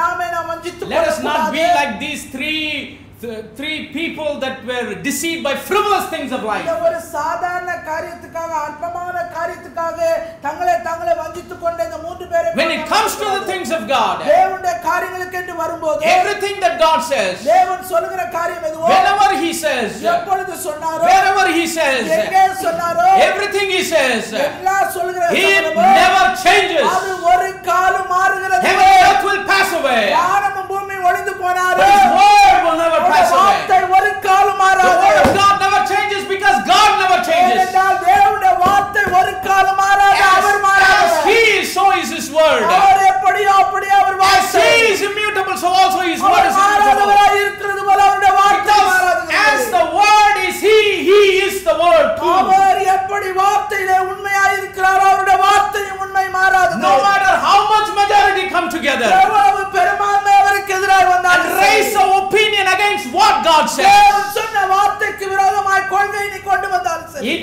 cannot change. அது ஒரு கால் It மாறாது. cannot be அது changed. ஒரு கால் மாற்றப்படாது. They have to answer God in the day of judgment. தீர்ப்பு நாளில் அவருக்கு முன்பாக அதற்கு பதில் கொடுக்கணும். No excuses, no rejection. எனவே எந்த ஒரு சாக்கும் சொல்லக்கூடாது, புறக்கணிப்பு செய்ய. Praise the name of the living God. நாமத்துக்கே மகிமை. Verse number 21. 21ஆம் The வசனம். servant came back. ஒரு ஊழியக்காரன் திரும்ப வருகிறான். Came to that certain man. அவன் ஒரு மனுஷனோடு வருகிறான். Certain man is the king of kings. அந்த முக்கியமான மனுஷன் அவன் ராஜாதி ராஜா, அந்த எஜமான். And shewed his lord these things. அவன் வந்து ஆண்டவர் அந்த எஜமானிடத்துல சொல்லுகிறான். This is what I said. இதைத்தான் நான் சொல்றேன். I invited everyone that you wanted me to invite. யாரெல்லாம் அழைக்கணும்னு நினைச்சனோ எல்லாத்தையும் நான் கூப்பிட்டேன்பா. But we had opposition in one voice. அவங்க கிட்ட இருந்து எல்லாம் சேர்ந்து எதிர்ப்பா ஒரே குரல் வந்துச்சு. Servant said, Lord, ஆண்டவரே, எஜமானே, I can classify all the answers into three. இந்த பதில் எல்லாத்தையும் நான் மூணே வகையில பிரிக்கிறேன். 2 excuses, 1 rejection. ரெண்டு சாக்கு போக்கு, ஒன்று The புறக்கணிப்பு. first category says they have bought a piece of ground. ஒருத்தன் நிலத்தை வாங்கினே அதனால என்ன மன்னிச்சுக்கொண்டான். They are giving wealthy excuse. அவங்க வந்து ஆஸ்தியினாலே மன்னிப்பு கேட்டாங்க. The second one says இரண்டாவது ஒருத்தர் சொல்றான் 5 yoke of oxen. 5 ஏறுமாடு கொண்டேன். Giving work excuse. அது வந்து வேலையை சொல்கிற ஒரு சாக்கு போக்கு. The third category is மூன்றாவது ஆளு wife rejection. நான் விவாகம் பண்ணிருக்கேன், கல்யாணம் பண்ணிருக்கேன், அதனால Not even saying sorry. அவன் வர முடியாதுன்னு சொன்னானே அவன் மன்னிப்பு கூட கேட்கல. So quickly he rejects us. அவன் சீக்கிரமாய் அவன் புறக்கணித்தான். And the master of the house, அந்த வீட்டுடைய எஜமான், he became angry. அவனுக்கு கோபம் வந்துச்சு. யாருக்கு தாங்க வராது? புதிதும் ஜீவனுமான மார்க்கத்தை ஆண்டவர் ஏற்படுத்தி he came and blood and he died and he suffered for us to have this new way, new and the living way prepared for us. நமக்காக ஒரு புதிதும் ஜீவனுமான மார்க்கத்தை உண்டு பண்ண அவர் மாம்சத்திலே வந்து ரத்தம் சிந்தி பாடுபட்டு மரித்த பின்பு இந்த மாதிரி செய்யும்போது, even after giving the invitation, அவர் இந்த அழைப்பை கொடுத்த பின்பு someone gives these kind of excuses, frivolous excuses. இந்த அற்பமான சாதாரண காரியத்தை சொல்லி சாக்கு போக்கு சொல்லுகிறவர், Someone that God handpicked, having them in his mind, if they refuse it, reject it and give excuses. சிந்தையிலே இவர்களை அழைக்க வேண்டும் என்று சொல்லி அவர்களுக்கு நேராய் மாத்திரம் அந்த அழைப்பை கொடுத்த போது அதை அவர்கள் புறக்கணிக்கும் போது அவர் கோபம் உள்ளவராகிறார். That's why he told his servant, அதனால ஊழியக்காரனை பார்த்து, I don't want to waste what I have prepared. நான் ஆயத்தம் பண்ணி இருக்கிறதை நான் வீணாக்க விரும்பல. Go to the streets and the lanes of the city. எனவே தெருக்களிலும் பட்டணத்து தெருக்களிலும் வீதியிலும் போ. You can find a lot of poor people there. அங்கே அநேக ஏழைகளை நீ பார்ப்ப. Poor people with a lot of disabilities, maimed, the halt and the blind. ஊனரா, சப்பானியா, குருடனா, சரீரத்துல குறைபாடுள்ளவர்களை பார்ப்ப. Whom I didn't think about the first time. நான் முதல்ல யாரெல்லாம் நினைச்சனோ, bring them now. இப்ப அவங்க எல்லாம் விட்டு இவங்களை கூட்டிட்டு வா. Verse number 22, and the servant said, Lord, it is done as thou hast commanded, and yet there is room. ஊழியக்காரன் அப்படியே செய்து, ஆண்டவரே நீர் கட்டளையிட்டபடி செய்தாயிற்று, இன்னும் இடம் இருக்கிறது என்றான். Still there is room in the banquet. இன்னும் அந்த விருந்து சாலையில இடம் இருக்கு. Still there are empty chairs. இன்னும் அங்க காலியான நாற்காலி. Still there are tables to be filled. இன்னும் அந்த மேஜைகள் வந்து சாப்பிடுவதற்கு ஆட்கள் தேவை. Then the Lord said in verse number 23, 23ஆம் வசனத்திலே, go out into the highways and the hedges and compel them to come in, that my house may be filled. அப்பொழுது எஜமான் ஊழியக்காரனை நோக்கி, நீ பெருவழிகளிலும் வேலிகளிலும் போய் என் வீடு நிறையும்படியாக ஜனங்களை உள்ளே வரும்படி வருந்தி கொண்டு கூட்டிக் கொண்டு வா. First he said the streets and lanes of the city. பட்டணத்தின் தெருக்களிலும் வீதியிலும் போய் கூட்டி வந்தார். Which means he said go to the local area and bring the people. இருக்கிற அந்த லோக்கல் இடத்துல போய் அந்த ஜனங்களை கூட்டிட்டு வா. But because there is still room, இன்னும் இடம் இருக்கிறதுனால now go to the highways. இப்போ வந்து பெருவழிக்கு போ. Leave the streets of the city. இந்த பட்டணத்தின் தெருவெல்லாம் விட்டுடு. Leave the town, leave the city, go to the next city. பட்டணத்தின் தெருவையும் அந்த வீதியெல்லாம் விட்டுட்டு நீ போ. Take the highway and go to the next place. எனவே நீ பெருவழிக்கும் வேலிக்கும் போ. Bring people from there and compel them to come in. அவங்களை கட்டாயப்படுத்தி நீ கூட்டி கொண்டு வா. I didn't think of them for the first time. அவங்களை வந்து முதல் தடவை நான் அவங்களை நினைக்கல. But now I know that they are the people that really deserve. ஆனா உண்மையா அவங்க தான் இத உண்பதற்கு தகுதியானவர்கள் என்று நான் நினைக்கிறேன். Bring them, compel them to come. அவங்களை கட்டாயப்படுத்தி அழைத்து கொண்டு வா. First he invited, முதல்ல அழைத்தான். then the servant brought the people. இரண்டாவது ஊழியக்காரன் ஜனங்களை கொண்டு வந்தான். When you bring someone means you bring them with their consent. அவங்களுடைய கணிப்பின்படியா அவங்க வந்தாங்க. Thirdly the Lord says you compel them. மூணாவது சொல்ல நீ கட்டாயப்படுத்தி கூட்டி வா. Forcefully bring them. நீ கட்டாயப்படுத்தி கூட்டி வா. Whether whatever they say, you say you must come. அவங்க என்ன சொன்னாலும் சரி அவங்களை கட்டாயப்படுத்தி நீ கூட்டிட்டு வா. Praise the name of the living God. But then he said finally, இறுதியாக அவர் சொன்ன காரியம், none of those men which were bidden shall taste of my supper.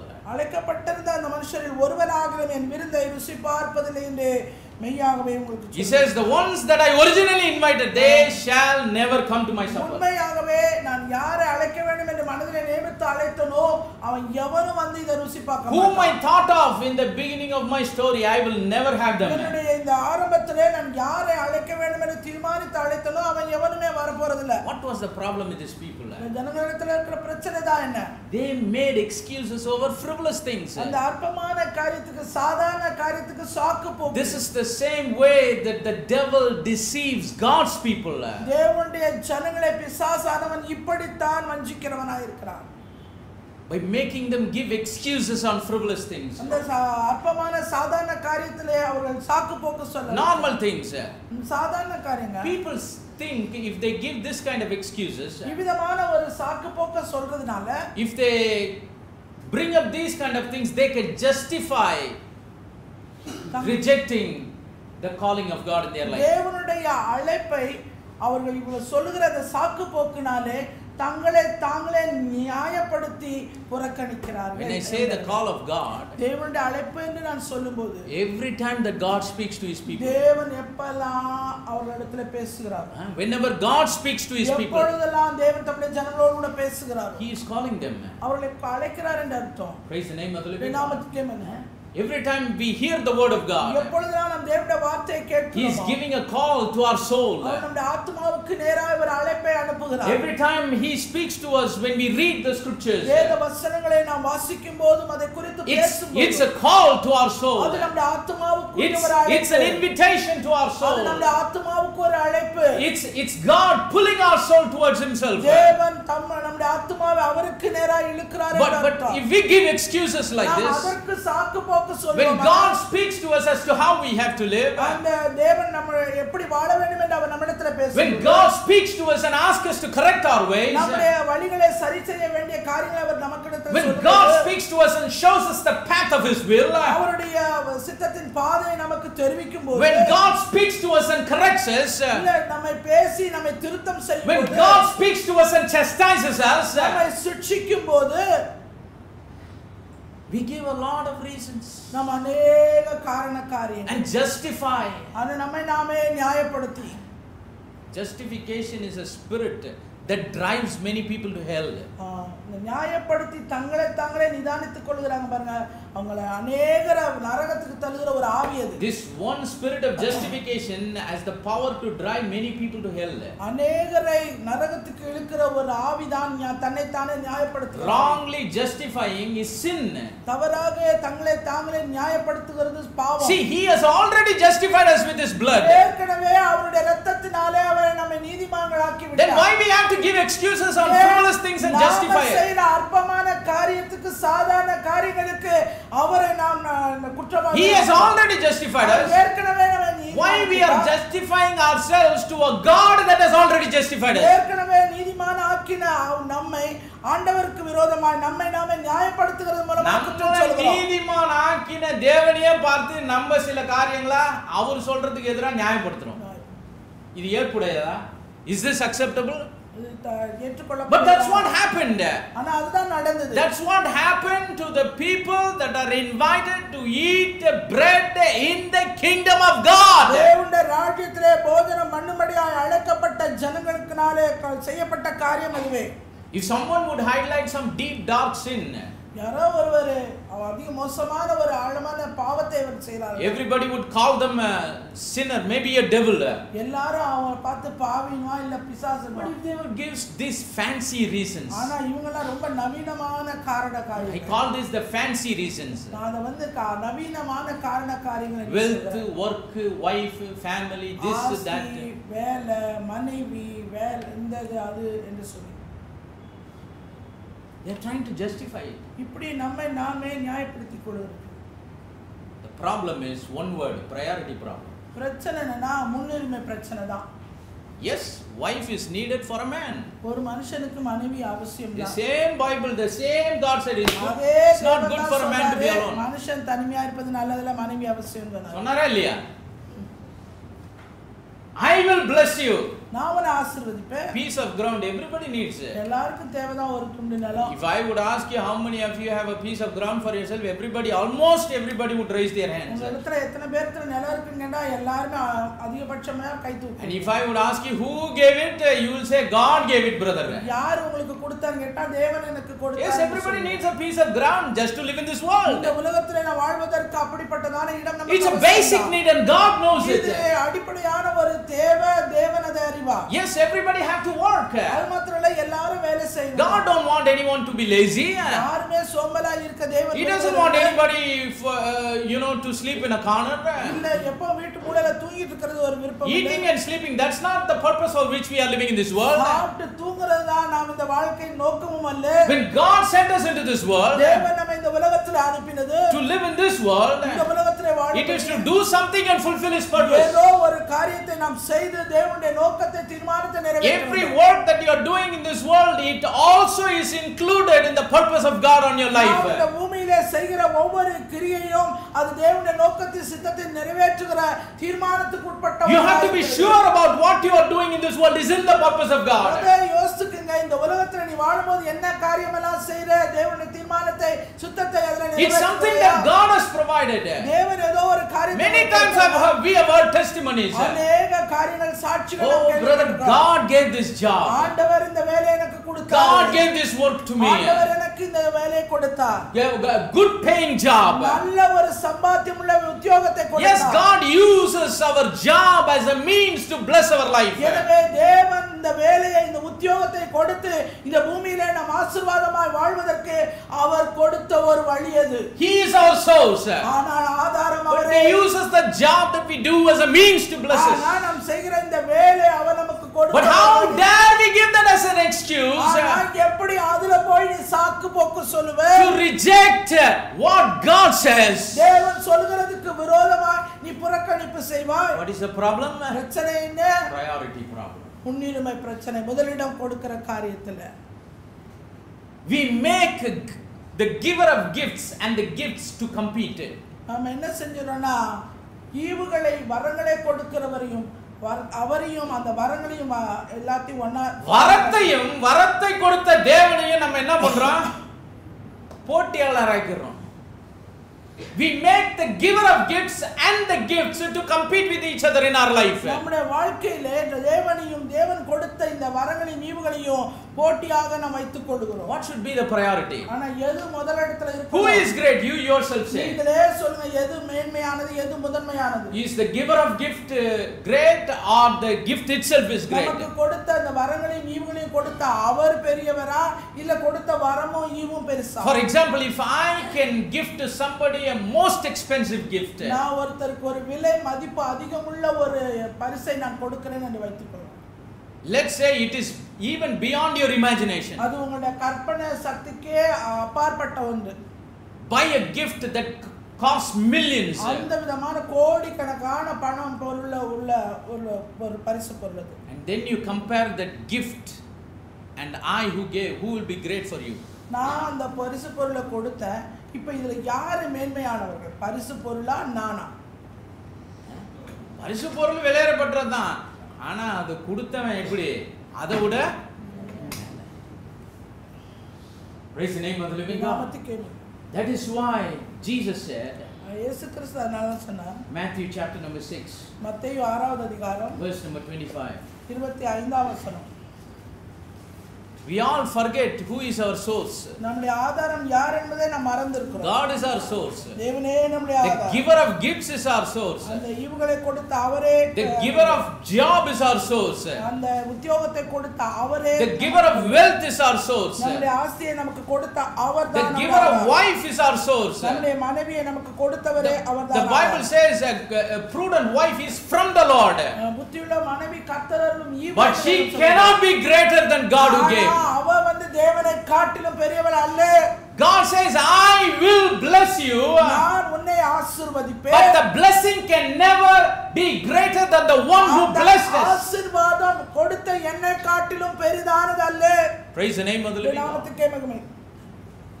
Yes, God blesses the labor of our hands. ஆண்டவர் நம்முடைய கையின் பிரயாசங்களை ஆசீர்வதிக்கிறார், உண்மைதான். But God is greater than the labor of our hands. அந்த கையின் பிரயாசத்தை காட்டிலும் நம்முடைய ஆண்டவர் பெரியவர். Everything we have as believers in Christ, it comes from Him. விசுவாசிகளாகிய அவருக்குள்ள இருக்கிற நமக்கு உண்டாயிருப்பது எல்லாமே, வருகிற எல்லாமே அவரிடத்திலிருந்து வருகிறது. He is our source. அவரே நம்முடைய ஆதாரம். இப்ப நீங்க இருக்கிறீங்கல்ல,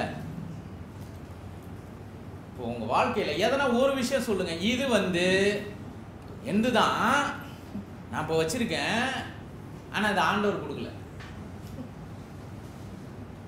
Yes, I have this one thing in my life today. இந்த நாளிலே இந்த காரியம், இந்த ஒரு காரியம் எனக்கு உண்டாயிருக்கிறது. I am using it, I am enjoying it. நான் அதை பயன்படுத்துகிறேன், அதை நான் அனுபவிக்கிறேன். But there is no connection between this and God. ஆனா இதுக்கும் தேவனுக்கும் எந்த சம்பந்தமும் இல்ல.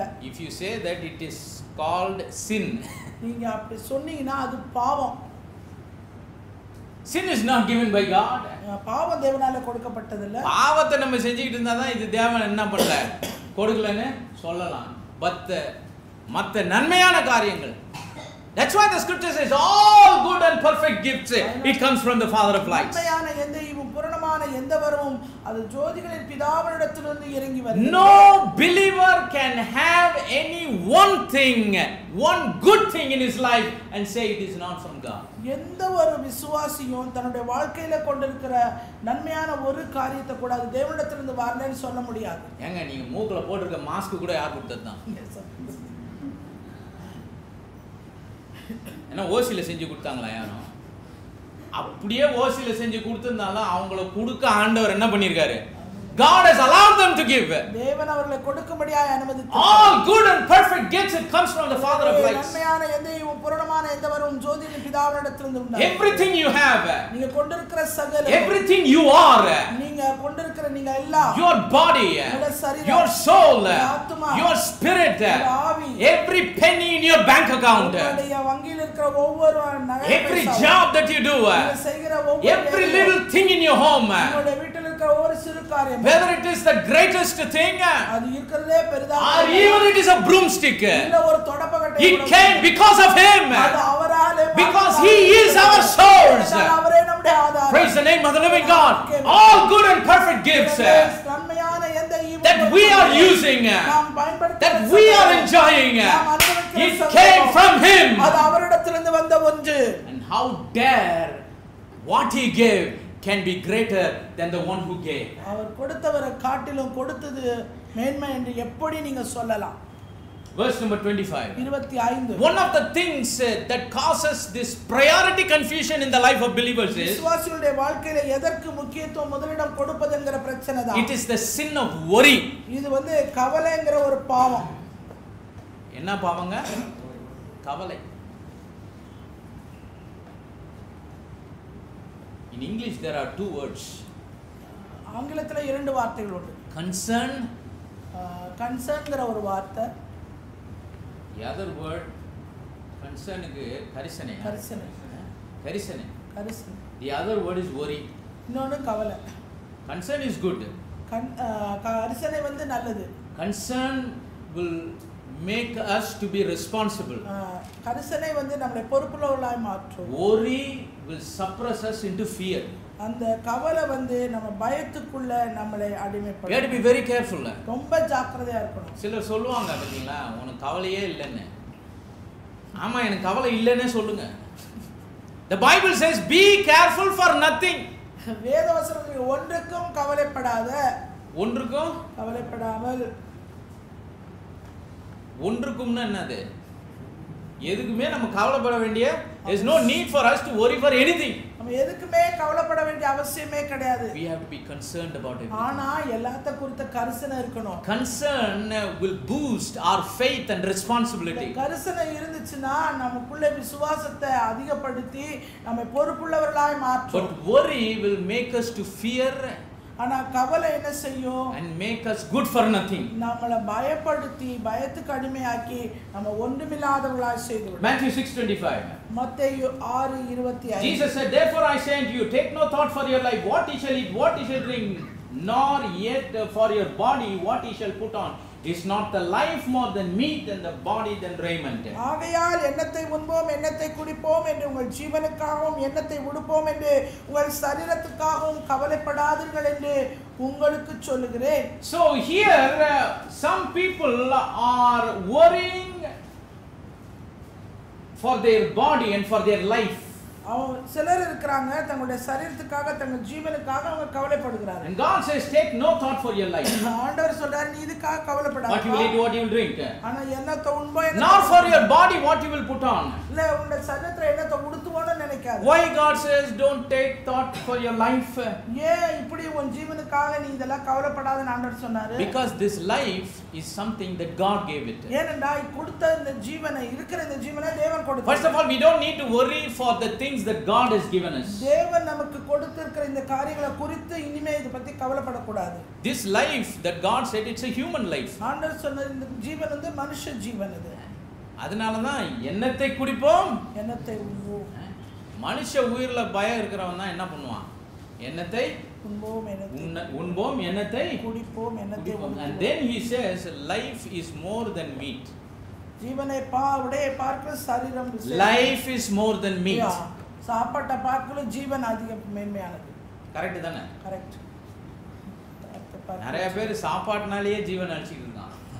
Many people are destroying their life with the meat that they eat. அவங்க சாப்பிடுகிற ஆகாரத்தினால அவர்கள் ஜீவனை But God Almighty says life is more precious than meat. சர்வவல்லமையுள்ள தேவன் இங்கே சொல்கிறார் ஆகாரத்தை பார்க்கல ஜீவன் தான் விசேஷம். இங்கேயே priority problem start ஆயிடுச்சு. Here itself the priority problem has started. இங்கேயே முன்னுரிமை பிரச்சனை.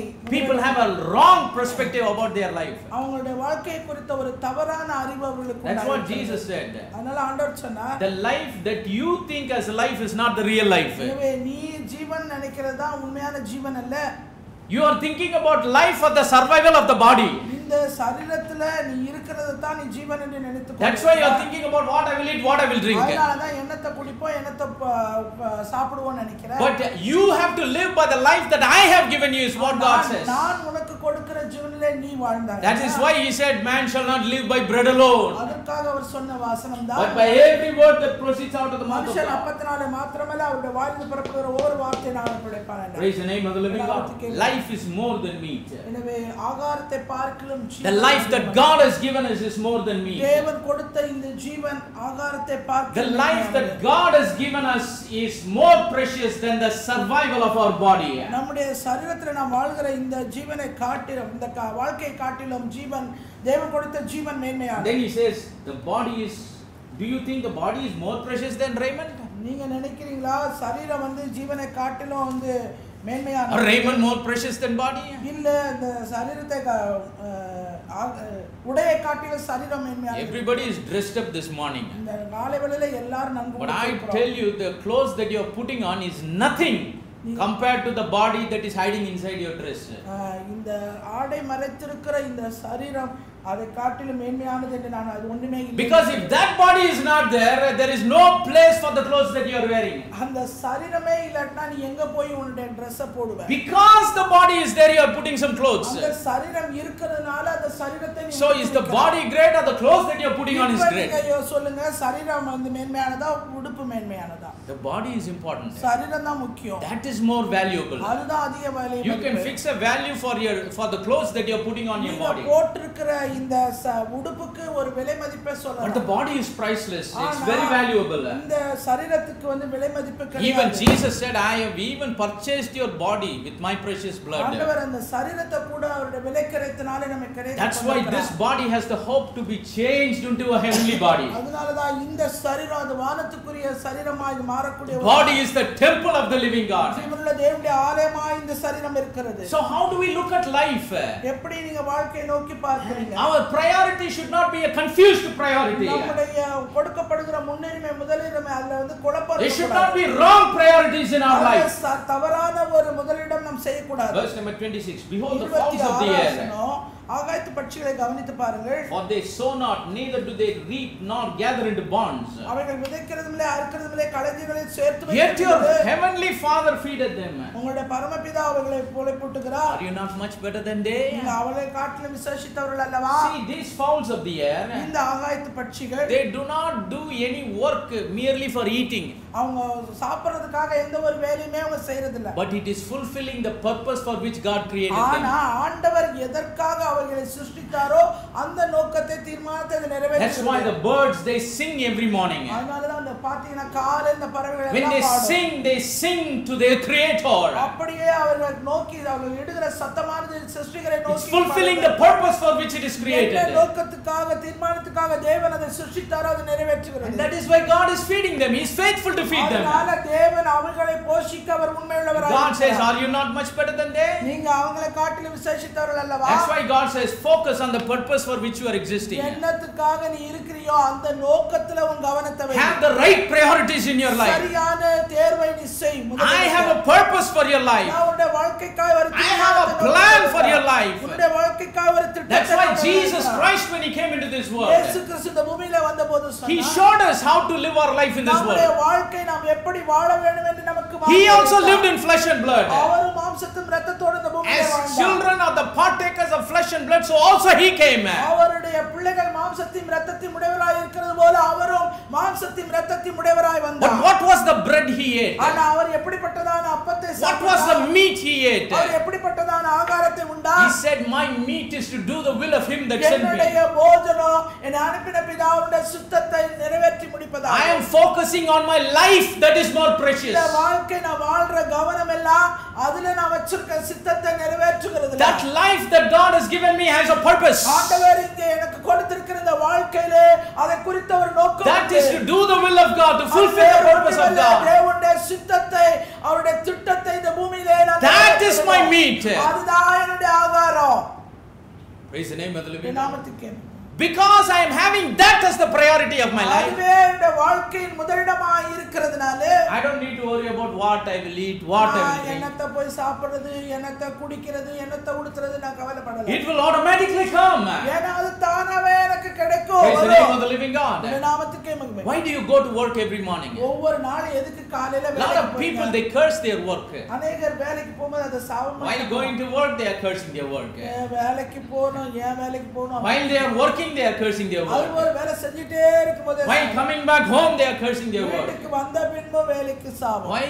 ஏன்? They think this work is just for eating bread and drinking water. இந்த செய்யற பிரயாசம் இந்த வேலை எல்லாம் சாப்பிடுறதுக்கு உடுத்துறது. No, that's not the source.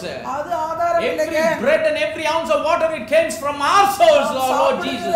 ஒவ்வொரு கவளமும் ஒவ்வொரு மடக்கு தண்ணியும் அவராலே நமக்கு And the work that we do is just the fulfillment of God's அது purpose. மாத்திரமல்ல நம்முடைய கையின் பிரயாசம் நாம் செய்கிற வேலையும் தேவனாலே நமக்கு Fowls of the air, ஆகாயத்து பட்சியை they don't கவனித்துப்பார். do anything but God அவங்க feeds. எதுவுமே செய்யறதில்ல, ஆனாலும் தேவன் அவர்களை We போஷிக்கிறார். are much better than they. அவர்களை காட்டிலும் நாம் விசேஷித்தவர்கள். Not little better, the scripture says much better. வேதம் சொல்ல கொஞ்சம் இல்லைங்க, அதிக விலையேறப்பட்ட விசேஷித்தவர்கள். Verse 27, which of you by taking thought can add 1 cubit unto his nature? கவலைப்படுகிறதுனால உங்களில் எவன் தன் சரீர அளவோடு ஒரு முழத்தை கூட்டுவார்? என்ன சொல்றாரு ஆண்டவரே? கவலைப்படுகிறதுனால சரீர அளவில் ஒரு Does your worry can do anything? உன்னோட கவலை ஏதாவது செய்ய முடியுமா? Can it change your life? உன்னோட வாழ்க்கையை அது மாற்ற Can it முடியுமா? alter your life? இல்ல அது ஏதாவது திருத்தம் செய்ய Can it முடியுமா? make your life better? இல்ல இன்னும் இருக்கிறத காட்டிலும் No, கொஞ்சம் worry will make it முடியுமா? bitter. It won't make it better. கவலை உன்னை கசப்பாக்குமே வெளியே better ஆக்காது. Verse number 28, and why 28 வசனம்.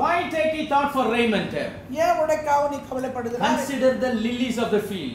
காட்டு புஷ்பங்கள் எப்படி வளருது என்று கவனிப்பாங்க. Do you know the color of the lily?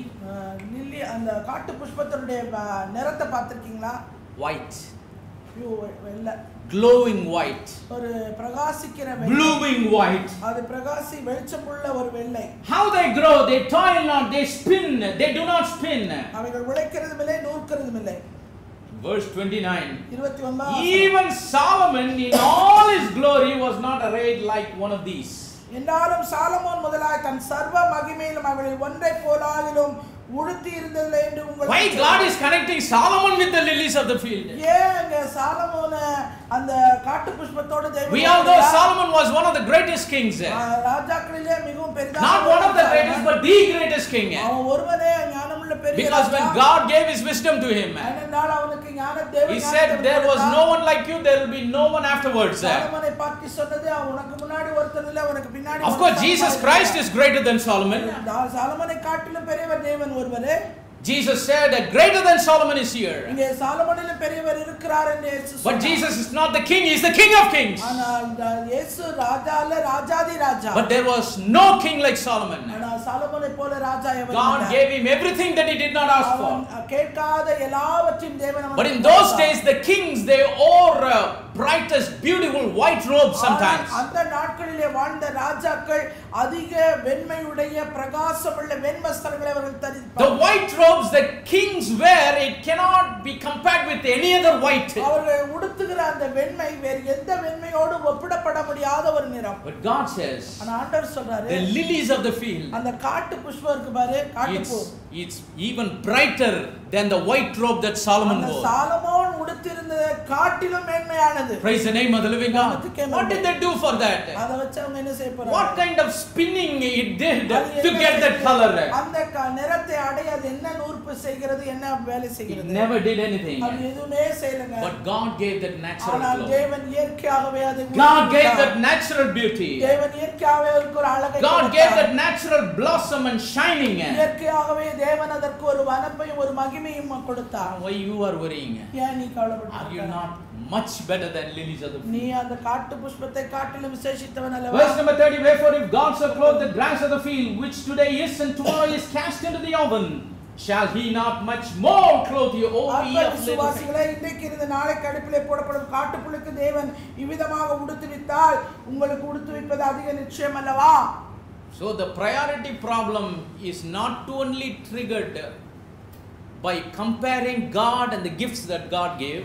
தேவனையும் தேவன் கொடுத்த ஈவு வரங்களையும் நாம் ஒப்பிட்டு அதுக்கு போட்டியாக வைக்கிறதுனால இப்படி ஒரு காரியம் நமக்கு உண்டாகிறது இல்ல.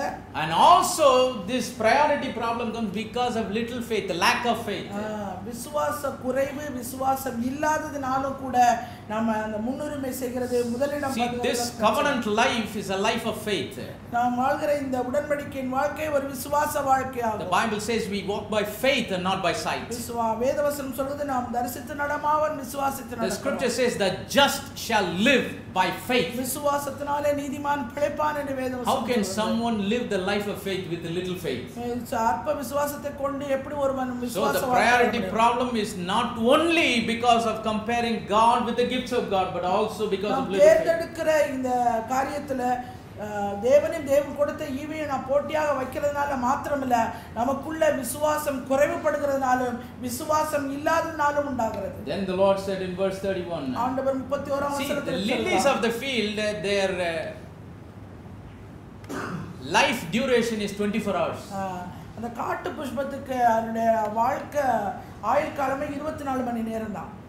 Blooms in the morning, dies in the evening. காலையிலே பூத்தது மாலையிலே மரித்து போகும். If that little lily of the field that has got the life to live only for 24 hours a day can be much glowing than the white robe that Solomon wore, அந்த 24 மணி நேரம் காலையில பூத்து மாலையில அறுப்புண்டு போகிற அந்த காட்டு புஷ்பம் அவ்வளவு அதிக பிரகாசம் உள்ள சாலமனை காட்டிலும் வெளியேற பெற்ற அந்த வனப்புள்ள ஒரு சாலமோன் அங்கேயே காட்டிலும் 24 மணி நேரம் உயிருள்ள காட்டு புஷ்பத்துக்கு என்ன இருக்குது, பியூட்டி இருக்குன்னா, how much more is God faithful to clothe his people? தம்முடைய ஜனத்தை உடுத்துவிக்க அவர் எவ்வளவு உண்மையுள்ளவராய் இருக்கிறார். Take no thought saying what shall we eat, what shall we drink, wherewithal shall we be clothed? ஆகையால் என்னத்தை உண்போம், என்னத்தை குடிப்போம், என்னத்தை உடுப்போம் என்று கவலைப்படாதே. After all these things do the Gentiles seek, for your heavenly Father knoweth that ye have need of all these things. இவைகளை எல்லாம் அஞ்ஞானிகள் நாடி தேடுகிறார்கள், இவைகள் எல்லாம் உங்களுக்கு வேண்டியவைகள் என்று உங்கள் பரமபிதா அறிந்திருக்கிறார். நான் ஏற்கனவே சொன்னேன்ல, நாம வாழ்றது எப்படினால ஆத்மா வாழ்றதுனால எல்லாவற்றிலும். ஆனா உலகம் எப்படி பண்ணுது? Gentiles seek. How do Gentiles live? அஞ்ஞானிகள் எப்படி நாடி தேடுறாங்க? No, we have to. This is our priority. இதுதான் நமக்குடைய தேட வேண்டிய. Wealth is our priority. ஆஸ்தி தான் முதலாவது. Work is our priority. வேலை தான் நமக்கு. Wife, family is our priority. மனைவி, குடும்பம் தான் நமக்கு முக்கியம். This is how the Gentiles live. இப்படி தான் அஞ்ஞானிகள் வாழ்கிறார்கள். How can we live our life the way the Gentiles are living? நாம அஞ்ஞானிகள் வாழ்கிறது போல நாம் வாழக்கூடாது. But for us, the children of God, தேவனுடைய பிள்ளைகளாகிய பிள்ளைகளாய் Our இருக்கிறோம். Heavenly Father knoweth all the things that we need of.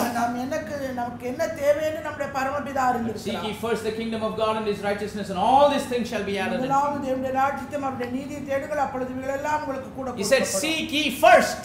முதலாவது தேவனுடைய He's ராஜ்யம். highlighting the priority that we need to have in our life. நம்முடைய வாழ்க்கையில நாம் கொள்ள வேண்டிய அந்த முதலிடம் என்னது Let's என்பதை have the right priority. சரியான ஒரு முன்னுரிமை. Not have this way of comparing God with the things that God gave. காரியங்களையும் போட்டியாக வைத்து தேடுகிற ஒரு முன்னுரிமை. Let us not consider the gifts that God gave to be greater than God. இல்ல தேவனை காட்டிலும் தேவனுக்கு கொடுத்த ஈவை நாம் Let us not be of little faith. இல்ல ஒரு அற்ப விசுவாசம் உடையவர்களா இல்ல. But instead of putting the gifts of God over God, let us put God over everything. தேவன் கொடுத்த ஈவை மேலாக வைப்பது காட்டிலும் தேவனையே நாம் மேலாக வைக்க வேண்டும். Seek ye first the kingdom of God and His righteousness. முதலாவது தேவனுடைய ராஜ்யத்தையும் அவருடைய நீதியையும் தேடுங்கள். And all these things shall be added unto you. அப்பொழுது இவைகள் எல்லாம் உங்களுக்கு கூட கொடுக்கப்படும். Wealth, work, wife, whatever you think of, it shall be. நீங்க என்னெல்லாம் நினைக்கிறீங்களோ, ஆஸ்தி, வேலை, மனைவி, என்னவெல்லாம் வேணுமோ எல்லாவற்றையும் தேவன் கொடுப்பார். Praise the name of the living God. Lot of times people think அநேக நேரங்களிலே ஜனங்கள் நினைக்கிற காரியம், we can obtain the things of God even if we treat that as second class. Even if we keep the things of God second class, somehow we can please God. தேவனை இரண்டாம் பட்சமாக நாம் வைத்திருந்தாலும் நமக்குரிய காரியங்கள் எல்லாத்தையும் நம்ம தேவன் சந்திப்பா என்று தேவனை இரண்டாவது பட்சத்தில் வைக்கிறார். Considering the kingdom of God secondary will be a total failure in our life. தேவன் நம்முடைய வாழ்க்கையிலே தேவனையும் அவருக்குரிய காரியங்களையும் நாம் இரண்டாம் பட்சமாக கருதும்போது நம்முடைய வாழ்க்கை ஒரு தோல்வியுள்ள வாழ்க்கை. I tell you by the authority of God's word, it is impossible to live our life that way. அந்த விதமான ஒரு வாழ்க்கை வாழ்வது என்பது ஒரு ஆண்டவருடைய பிள்ளை விசுவாசி என்பது அது சாத்தியப்படாத காரியம். Do you know about that young man that came to Jesus? ஆண்டவரிடத்திலே வந்த அந்த ஐஸ்வரியமுள்ள வாலிபனை குறித்து தெரியுமல்லவா? Said, what good thing should I need to do to inherit eternal life? நித்திய ஜீவனை சுதந்தரித்துக் கொள்ள நான் என்ன செய்ய வேண்டும் என்று கேட்டான். What can we do something good to inherit eternal life? தேவனுடைய ராஜ்யத்தை நித்திய ஜீவனை சுதந்தரித்துக் கொள்ள நாம் என்ன செய்திருக்கிறோம்? Absolutely, we don't have anything good to do to inherit eternal life. தேவனுடைய நித்திய ஜீவனை சுதந்தரித்துக் கொள்ள எந்த ஒரு நன்மையும் நாம் செய்யல. That's why Jesus said there is none good but God only. அதுதான் ஆண்டவர் சொன்னார், தேவனை தவிர நல்லவன் ஒருவனும் இல்லை. See, this man was thinking if he can do something with the wealth that he has and the health that he has, he can somehow enter into the eternal life. ஐஸ்வரியமுள்ள வாலிபன் ஆண்டவரிடத்துல வந்து கேட்டபோது அவன் நினைச்சது தன்னுடைய ஆஸ்தியினால ஏதாவது ஒரு காரியம் இல்ல, ஆரோக்கியத்தினாலே ஏதாவது ஒரு நன்மையை செஞ்சிட்டா நமக்கு நித்திய ஜீவன். Expected the Lord to say, go to the bank and open 2 of the fixed deposits, give it to the poor, rest you have, and then come and follow me. ஆண்டவர் அவனை பார்த்து அவனுடைய ஆஸ்தியிலே நீ கொஞ்சத்தை பகிர்ந்து ஏழைகளுக்கு கொடுத்து பின்னாடி நீ உனக்குன்னு வச்சிட்டு என்கிட்ட வான்னு சொல்லிருப்பான். ஆஸ்தியில கொஞ்சத்தை எதிர்பார்த்திருப்பான்னு நினைக்கிறேன். இவர் ஏதோ நல்லது பண்ணிட்டா என்ன பண்ணிடலாம்? There is none good but God. தேவனை தவிர நல்லது. We have eternal life because He has done everything for us. நமக்கு நித்திய ஜீவன் நாம் உண்டாய் இருக்கிறது, நாம் கொண்டிருக்கிறோம், அது அவர் நமக்கு கொடுத்தது. All that we have to do is choose to go in the good way that He has paved for us. அவர் நமக்காக கிரயம் செலுத்தி ஏற்படுத்தி வைத்திருக்கிற அந்த நன்மையான ஜீவனான அந்த மார்க்கத்தை மாத்திரமே நாம் தெரிந்து கொள்ள வேண்டியவர்களாய் இருக்கிறோம். This is where people have confusion. இங்கதான் ஜனங்களுக்குள்ள குழப்பமாயிருக்கு. அவங்க ஏதோ பண்ணிட்டா ஆண்டவர் என்ன பண்ணிடுவாராம்? இப்படி பண்ணிடுவாராம். நீ ஒழுங்காக இரு, கீழ்ப்படிந்திரு, அப்பொழுதுதான் தேவன் ஆசீர்வதிப்பார். தவறான போதனை. சரியான போதனை என்ன தெரியுமா? நான் உன்னை ஆசீர்வதிச்சிட்டேன், ஆனா ஒழுங்கா இரு, அப்பதான் அது பலிக்கும். நீங்க போய் 28ஆம் உபாகமத்தை படிங்க, பழைய ஏற்பாட்டில் இருந்து. Go and read the 28th chapter of Deuteronomy. உபாகமம் 28வது அதிகாரம். God says, I have already blessed you. நான் ஏற்கனவே உன்னை ஆசீர்வதித்து. But if you choose to live the right way, நீ சரியான வழியிலே வாழ நீ தேர்ந்தெடுப்பாயானால் you can receive the blessings. ஆண்டவருடைய ஆசீர்வாதத்தை நீ பெற்று. ஏதோ நம்ம நல்லது செஞ்ச பிறகு அவர் தனியா வந்து இப்பொழுது நான் உன்னை ஆசீர்வதிக்கிறேன்னு சொல்றது இல்ல. அவர் ஆல்ரெடி என்ன பண்ணிட்டாரு? ஆசீர்வதிச்சிட்டாரு. அதனால நம்மள என்ன பண்ண சொல்றாரு? ஒழுங்காரா நீ என்ன பண்ணிக்குவ? எத்தனை பேருக்கு வேணுங்க? Praise the name of the living God. ஆசீர்வாதங்கள் வந்து பலிக்க. நான் ஆல்ரெடி ஆசீர்வதிச்சிட்டேன்பா. இப்போ என்ன பண்ண போகுது? நீ ஒழுங்கா இருந்தனா வந்து பலிக்கும். You can receive it, you can enjoy it. நீ அதை பெற்றுக்கொள்ளலாம், அனுபவிக்கலாம். But this man, ஆனால் இந்த மனுஷனோ he totally ignored what God has done. He says, what good I think I can do. இயேசு சொன்ன எல்லாத்தையும் தள்ளிட்டு என்ன நன்மையை நான் செய்ய வேண்டும் என்று கேட்டான். So he said, follow the commandments, do the ஆண்டவர் சொன்னாரு, commandments. கற்பனையை கைக்கொள்ளு, அதன்படி செய் என்றார். Yes, I have been doing all of these things. அதுக்கு பதில் என்ன சொன்னா, நான் சிறு வயது முதல்ல இதை கைக்கொண்டிருக்கேனே. What one thing do I lack? என்னிடத்துல என்ன ஒரு குறைவு See, இருக்கிறது? this is what I like in this story. இந்த சம்பவத்துல எனக்கு இது மிகவும் பிடித்தமான. What do I lack in my life? என்னுடைய வாழ்க்கையில இருக்கிற அந்த ஒரு குறை It's என்ன? very important to search our lives to see what is still lacking in our life. இன்னும் நம்முடைய வாழ்க்கையில என்ன குறை இருக்கிறது என்று ஆராய்ந்து தேடுவது நமக்கு நலமானது. Of the expectation of God, where we are lacking. தேவனுடைய எதிர்பார்ப்பை நாம் எந்த இடத்திலே குறைவுபட்டிருக்கிறோம். Praise the name of the living God. Then the Lord says, if thou wilt be perfect, ஆண்டவர் நீ பூரண சர்க்குணனாய் இருக்க விரும்பினால் go and sell what you have and give it to the poor. உனக்கு உண்டானவைகளை எல்லாம் நீ விற்று தரித்திரருக்கு கொடு. What he meant to say is, go and sell everything you have. எல்லாத்தையும் உனக்கு உண்டான இருக்கிற எல்லாத்தையும் வித்துடு. Why? ஏன்? Wealth is sitting in the place where God has to be in his life. தேவன் இருக்க வேண்டிய இடத்திலே அவனுடைய ஐஸ்வரியம், அவனுடைய ஆஸ்தி இருந்தது. Give to the poor, thou shalt have treasure in heaven, and then come and follow me. தரித்திரருக்கு கூட அப்பொழுது பரலோகத்திலே உனக்கு பொக்கிஷம் உண்டாயிருக்கும், பின்பு நீ சிலுவை எடுத்துக்கொண்டு என்னை பின்பற்றி வா. Praise the name of the living God. நாமத்துக்கே பரலோகத்துல பொக்கிஷம் வேணுமா, பூமியில உனக்கு பொக்கிஷம் வேணுமா? பரலோகத்துல சேர்த்து வைக்கிற பொக்கிஷம், பரலோகத்துக்குன்னு ஒரு கரன்சி இருக்குங்க, அதுதான் கிரியை கரன்சி. எல்லாரும் சொல்லுங்க. There is a currency of heaven that is called the work currency. பரலோகத்துக்கென்று நாம் சேர்த்து வைக்கிற ஒரு பணம் உண்டு, அது கிரியை பணம். நேத்து கூட அந்த வசனம் வாசித்தோம் funeralல. என்னது? அவர்கள் கிரியைகள் அவளோட கூட போகும். இங்க இருந்து சிங்கப்பூர் போனா maybe we can change the Indian rupees to Singapore dollars and take with us. நம்ம சிங்கப்பூருக்கு போனோம்னால் இந்திய பணத்தை சிங்கப்பூர் பணமாக மாற்றி. Or you go to Europe, you can change it to euro dollars and take it with you. யூரோப்புக்கு போனோம்னா ஐரோப்பால அந்தக்குரிய பணத்தை செலவிட அங்க போய் மாற்றிக்கோ. But we are all headed to heaven, our eternal home. நம்முடைய குடியிருப்பெல்லாம் பரலோகத்துல இருக்குது. அங்க நமக்கு And God says you lay up your treasure in heaven. ஆண்டவர் சொன்னாரு பரலோகத்துல உன் பொக்கிஷத்தை சேர்த்து. So how can we convert our wealth into heavenly currency? இந்த பூமியில இருக்கிற இந்த ஆசியே, இந்த சொத்தை எப்படி நீ பரலோகத்தின் பரமாய் பொக்கிஷமாய் We have to take all of our health and wealth and labor and the gifts and the talents that God has given us.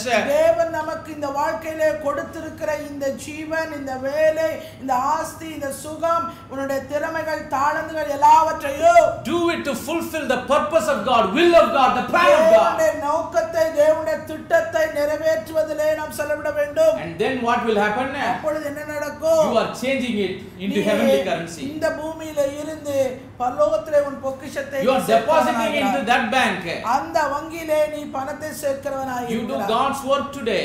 இந்த நாளிலே நீ ஆண்டவருடைய வேலையை நீ God's work செய்வது. means not standing here and preaching like this all the நீங்க time. வந்து எந்த நேரமும் நின்னு பிரசங்கம் பண்றதுதாங்க வேலை Do இல்ல. what God is saying. ஆண்டவர் என்ன சொன்னாரோ அதை செய். Live like what He has told us. அவர் என்ன செய்யும்படியாய் நம்ம சொன்னாரோ அதை செய். Walk in the way that He has paid for us. நமக்காக அவர் கிரயம் Fulfill His will, His plan, His அந்த purpose. பாதையிலே நடந்து அவருடைய சித்தத்தை, அவருடைய திட்டத்தை நிறைவேற்று. When we walk in that way, we are laying a pressure in வழியிலே நாம் நடக்கும்போது பரலோகத்திலே நாம் பொக்கிஷத்தை That's what Jesus சேர்க்கிறோம். told him. அதைத்தான் அவன்ட்ட ஆண்டவர் சொன்னாரு. Go and sell all thou hast, because that is only blocking you to eternal life. உண்டான இருக்கிறது எல்லாத்தையும் வித்து கொண்டு போய் தரித்திரம் கொடுப்பா, அதுதான் உனக்கு தடையா இருக்குன்றார். Wealth is your priority. God should be your priority. உன்னுடைய முதன்மையாய் முன்னுரிமையாய் நீ கொடுக்கப்பட வேண்டிய இடம் தேவன். அந்த இடத்திலே உன்னுடைய ஆசை. Leave all of that, then come and follow me. எல்லாத்தையும் விட்டுட்டு நீ என்னை பின்பற்றி வா. He had great possessions. He was very sad when God told that. அவன் மிகுந்த ஆஸ்தி உள்ளவனாய் இருந்ததனால அவன் மிகுந்த துக்கத்தோட போய்விட்டான். Then the Lord said, ஆண்டவர் சொன்னார், verily I say unto you, நான் மெய்யாகவே உங்களுக்கு சொல்லுகிறேன், a rich man can hardly enter into the kingdom of heaven. ஐஸ்வரியவான் தேவனுடைய ராஜ்யத்திலே பிரவேசிப்பது மிகவும் அரிது. It is easier for a camel to go through the eye of a needle. அத காட்டிலும் சுலபம் எதுனா ஒட்டகமானது ஊசியின் காதுக்குள்ளே போகும். Which means God says it is impossible. சாத்தியமே இல்லைன்றாரு. That is why I told you before. அதனால தான் நான் சொன்ன முன்னமே, If we have God in any other place other than the first place, it is impossible to live this life of faith. It will be a failure. நம்முடைய வாழ்க்கையில எந்த ஒரு காரியத்திலும் தேவனை வைக்க வேண்டிய அந்த முதல் இடத்துல முன்னுரிமையில நீ வேற எதை கொண்டு வைக்கவும் முடியாது, சாத்தியப்படாது. So why do I say this? ஏன் இத சொல்றேன்? If you are struggling, am I asking you to give up, go away from this life of faith? நீங்க இத எதுக்கு சொன்ன உங்களை எல்லாத்தையும் இந்த விசுவாச வாழ்க்கை விட்டு ஓடி போன்னு சொல்லல. No, you have to recalibrate your priorities. உங்களுடைய முதன்மையா முன்னுரிமையா எதை வச்சிருக்கீங்க அதை நினைச்சு பாருங்க. If you lay up your treasures in heaven, உங்களுடைய பொக்கிஷத்தை நீங்கள் பரலோகத்திலே வைக்க your வேண்டுமானால் perspective of this life will be totally different. நீங்கள் வாழ்கிற இந்த வாழ்க்கையினுடைய அர்த்தம் அறிவே வித்தியாசமானது. In Matthew 6:21 Jesus said, மத்தேயு 6:21 லே "For where your treasure is, there will your heart be also." உன்னோட பொக்கிஷம் எங்கேயோ அங்கதான் உன் இருதயம் இருக்கும். பைக் டப்பால ஒரு 10 லட்சம் ரூபாய் பூட்டி வச்சிருந்தீங்கன்னா இங்க உட்கார்ந்திருக்கவங்க மைண்ட் எங்க இருக்குன்னு சொல்லுங்க. பைக்ல இருக்கும். பைக்கு கூட இருக்காது, டப்பா இருக்குதா? இல்ல டப்பாவை மட்டும் எவனா கழட்டிட்டு போயிட்டானா? என்ன டப்பால தான் என்ன இருக்குது? துட்டு இருக்கு. I have to look at that box, whether will it be there when I go and open it. நான் திரும்ப போய் திறக்கும்போது அந்த பட்டி Sometimes they will go and check twice while being here as if they are going to the restroom. இந்த இடத்துல உட்கார்ந்து இருக்கும்போது அங்க டாய்லெட் போகும்போது போய் பார்த்துட்டு வருவாங்க இருக்கா இல்லையா. Matthew 6:24 Jesus said, "No man can serve two masters." இரண்டு எஜமானர்களுக்கு ஊழியம் செய்ய ஒருவனாலும் கூடாது. Or either he will hate one and love the other. ஒருவனை பகைத்து மற்றவனை சிநேகிப்பான். இல்ல பிரதர், எனக்கு ரெண்டுமே பிடிக்கும் பிரதர். எனக்கு ஆண்டவர் எப்படி பிடிக்குமோ அப்படியே அவர் கொடுத்த வேலையும் பிடிக்கும். ஒத்துக்குவே. priority first na, you cannot bring two things and keep first. There has to be only one thing to be our priority. ரெண்டு காரியத்தை மேலே கொண்டு வந்து ரெண்டுமே எனக்கு பிடிக்கும்னு சொல்ல முடியாது. முதன்மையா ஏதாவது ஒண்ணு தான் இருக்கும். Some people will say God, family, everything is first for me. No sir. எனக்கு வந்து தேவனும் குடும்பம் எல்லாமே முதலிடம் தான். Only God has to be first. தேவன் மாத்திரம் தான் ஒருவராய் இருக்க It is impossible to have two things in one place and love both the same way. இரண்டு காரியத்தை ஒரே இடத்துல வைத்து இரண்டையும் ஒன்று போல கருதுவது கூடாத காரியம். That's why he says ye cannot serve God and mammon at the same time. தேவனுக்கும் மற்றவனுக்கும் ஊழியம் செய்ய, உலகப் பொருளுக்கும் ஊழியம் செய்ய ஒருவனாலும் கூடாது. Considering the gifts of God to be greater than God. தேவனாலே கொடுக்கப்பட்ட ஈவுகளை நாம் தேவனுடைய கொடுக்கப்பட்ட ஈவை காட்டிலும் தேவனை மேன்மையாக கருத வேண்டும். Little faith, அற்ப விசுவாசம், worry, கவலை, these will all help us to have wrong priorities in our life. நம்முடைய வாழ்க்கையிலே தவறான இடத்தை தெரிந்தெடுக்க நமக்கு உதவுகிறதா இருக்கும். Finally, இறுதியாக there is one more thing இன்னும் ஒரே ஒரு காரியம் that will consider God's people, that will make God's people to keep God lower than where he has to be.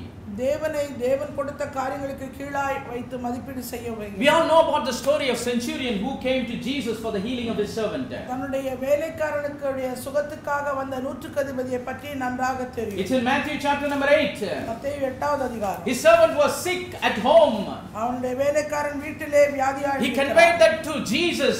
இயேசுவினிடத்திலே And the Lord said, "I will come and heal him." நான் வந்து அவனை சுகமாக்குவேன் என்று And the centurion said, அதற்கு நூற்றுக்கதிபதி சொன்னார், "Lord, I am not worthy that you should come to my house. ஆண்டவரே, நீ என் வீட்டுக்குள்ள வர நான் பாத்திரவான் அல்ல. Speak a word only." ஒரு வார்த்தை மாத்திரம் சொல்லும். Praise the name of the living God. நாமத்துக்கே மகிமை. Everybody say, "Speak a word only." ஒரே ஒரு வார்த்தை மாத்திரம் சொல்லும். And then my servant can be healed. அப்பொழுது என் வேலைக்காரன் And சுத்தமாவான். Jesus was astonished at his saying. இயேசு கிறிஸ்து இந்த வார்த்தை கேட்டோன்னு ஆச்சரியப்பட்டார். Because this man knew the power of the word. ஏனென்றால் இந்த மனுஷனுக்கு வார்த்தையோட அதிகாரம் வல்லமை என்னதுன்னு அறிந்திருந்தான். The other day I spoke about murdering people with the words. ஜனங்களை வார்த்தையினாலே கொலை செய்கிறதை குறித்து. Word is like a sword that can assassinate people. வார்த்தை ஒரு பட்டயம் போன்று ஜனங்களை கொலை செய்யும். It is a powerful weapon. அது ஒரு வல்லமையுள்ள ஒரு ஆயுதம். It can do best things and at the same time it can do worst things. இந்த வார்த்தையே நல்ல சிறந்த காரியங்களும் செய்ய முடியும், இருக்கிறதிலே மோசமான. This man says, "I am a man under authority." அவன் ஒரு அதிகாரத்துக்குட்பட்ட ஒரு மனுஷனாக இருந்தான். I am in a position where I have power and authority in my life. என்னுடைய வாழ்க்கையிலே நான் அதிகாரமும் வல்லமையும் உடைய ஒரு மனுஷன். Just to over 100 people. வெறும் 100 பேருக்கு மாத்திரம். If I give one word and tell one person go and he goes. நான் ஒருத்தன்ட்ட ஒரு வார்த்தை சொன்னா அவன் அப்படியே நடக்கும். To another I say come and he comes. இன்னொருவனை பார்த்து வானா அவன் வருவான். If a man like me over 100 people have such great power and authority in my word. மேல அதிகாரம் வல்லமையுடைய நான் ஒரு சாதாரண மனுஷன் சொல்ற வார்த்தைக்கே இவ்வளவு அதிகாரம். You are a great God.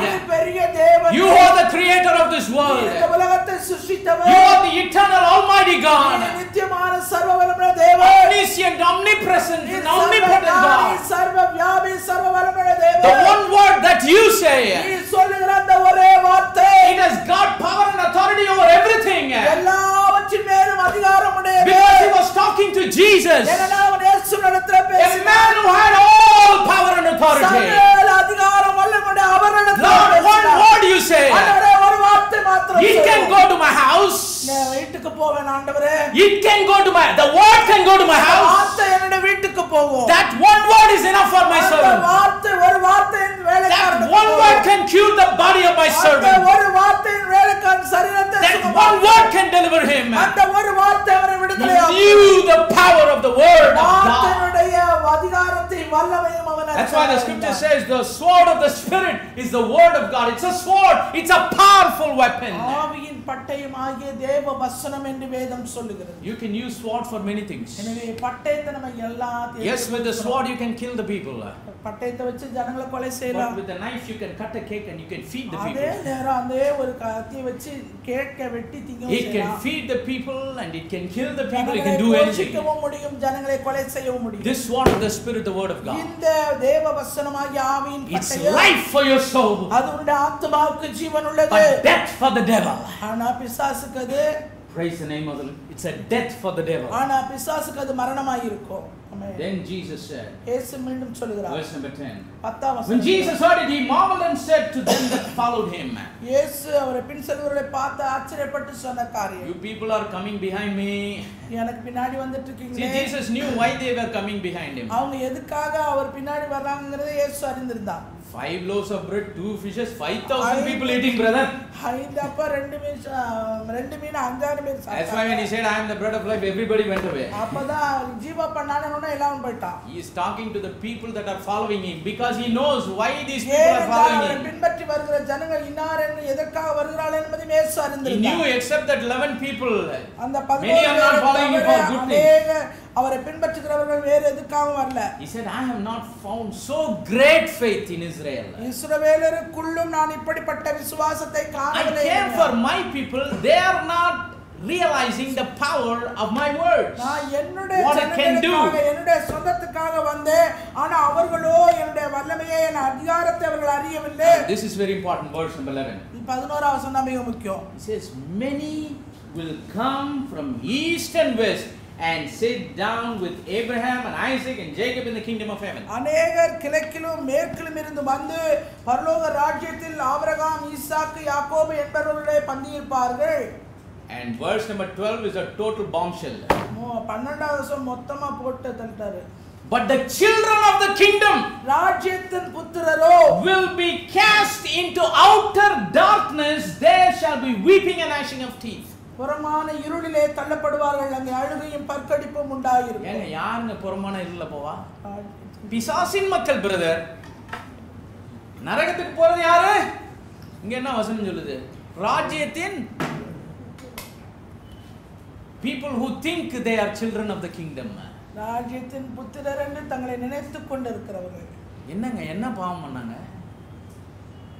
Did they do adultery? அவங்க விபச்சாரம் பண்ணாங்களா? Did they commit some deep dark sin? இல்ல ஏதாவது ஆழமான பொல்லாத பாவம் செஞ்சாங்களா? Nothing. Triple W. 3 W. Wealth work wife. சொத்து, வேலை, மனைவி. Dragging them into outer darkness. அந்த புறமான இருளுக்கு அவங்களை இழுத்து. Priority problem. முன்னுரிமை பிரச்சனை. Dragging them into outer darkness. இருளுக்குள்ளாக இழுத்து கொண்டு போனது. Little faith. அற்ப விசுவாசம். Not having the great faith of this simple Gentile man. இந்த பிரஜாதியான் கொண்டிருந்த ஒரு எளிய விசுவாசம் கூட இல்ல. Worry. கவலை. dragging them to hell. அவர்களை பெருமான இருளுக்கு நேராக இழுத்தது. நம்ப முடியுதா? ஆனா யாரோ கிழக்குலயும் மேற்குலயும் இருந்து வந்து என்ன பண்றாங்களா? ஆபிரகாம் கூட banquet சாப்பிட்டுட்டு இருக்காங்க. வந்து இருக்கிறார். That's why we who think kingdom people, covenant people, we must be very careful. ராஜ்யத்தின் புத்திரராய் இருக்கிற நாம், உடன்படிக்கையின் ஜனங்களாய் இருக்கிற நாம் மிகவும் ஜாக்கிரதை உள்ளவர்களாய் இருக்கிறோம். Because the devil is out there. ஏனென்றால் பிசாசு எப்பொழுதும் இழுத்துக் கொண்டிருக்கிறான். To deceive God's people on frivolous things. அற்பமான இப்படிப்பட்ட காரியங்களை கொண்டு தேவனுடைய ஜனங்களை வஞ்சிக்கும்படியா. Many times we don't submit our life, fully commit our life to live by God's word. Why? Because of this frivolous things. அநேக நேரங்களிலே தேவனுடைய வார்த்தையின்படி முழுவதுமாய் நாம் வாழ வேண்டும் என்று நம்மை அர்ப்பணிக்கிறது இல்ல. எதனால நான் இந்த அற்பமான காரியங்களை Many times people commit themselves, have problems committing themselves fully to the will of God, to the plan of God, to the purpose of God. Why? Not some deep dark sin, but frivolous things. அநேக நேரங்களிலே தேவனுடைய திட்டத்துக்கும் சித்தத்துக்கும் அவருடைய செயல்பாடுக்கும் முற்றிலுமாய் தங்களை அர்ப்பணிக்க முடியாதவர்களாய் இருக்கிறார்கள். ஏனென்றால் இந்த அற்பமான காரியங்கள். This triple W for God's people is deception that drives them to outer darkness. இந்த 3 W ஆஸ்தி, வேலை, மனைவி, இது மூன்றும் தேவனுடைய ஜனங்களை வஞ்சித்து ஆழமான இருளுக்குள்ளே கொண்டு போகும். Problem is the priority problem. பிரச்சனை வந்து முன்னுரிமை பிரச்சனை. Why? Little faith. கொஞ்சம் அற்ப விசுவாசம். Worry. கவலையினால். Putting the gift of God ahead of God. தேவனுடைய ஈவையும் தேவனையும் போட்டியாக. Trying to keep God and the other thing that they love to be in the same place. தேவனையும் தேவனுக்கு கொடுத்த காரியத்தை தேவனுக்கு மேலாய் வைத்து.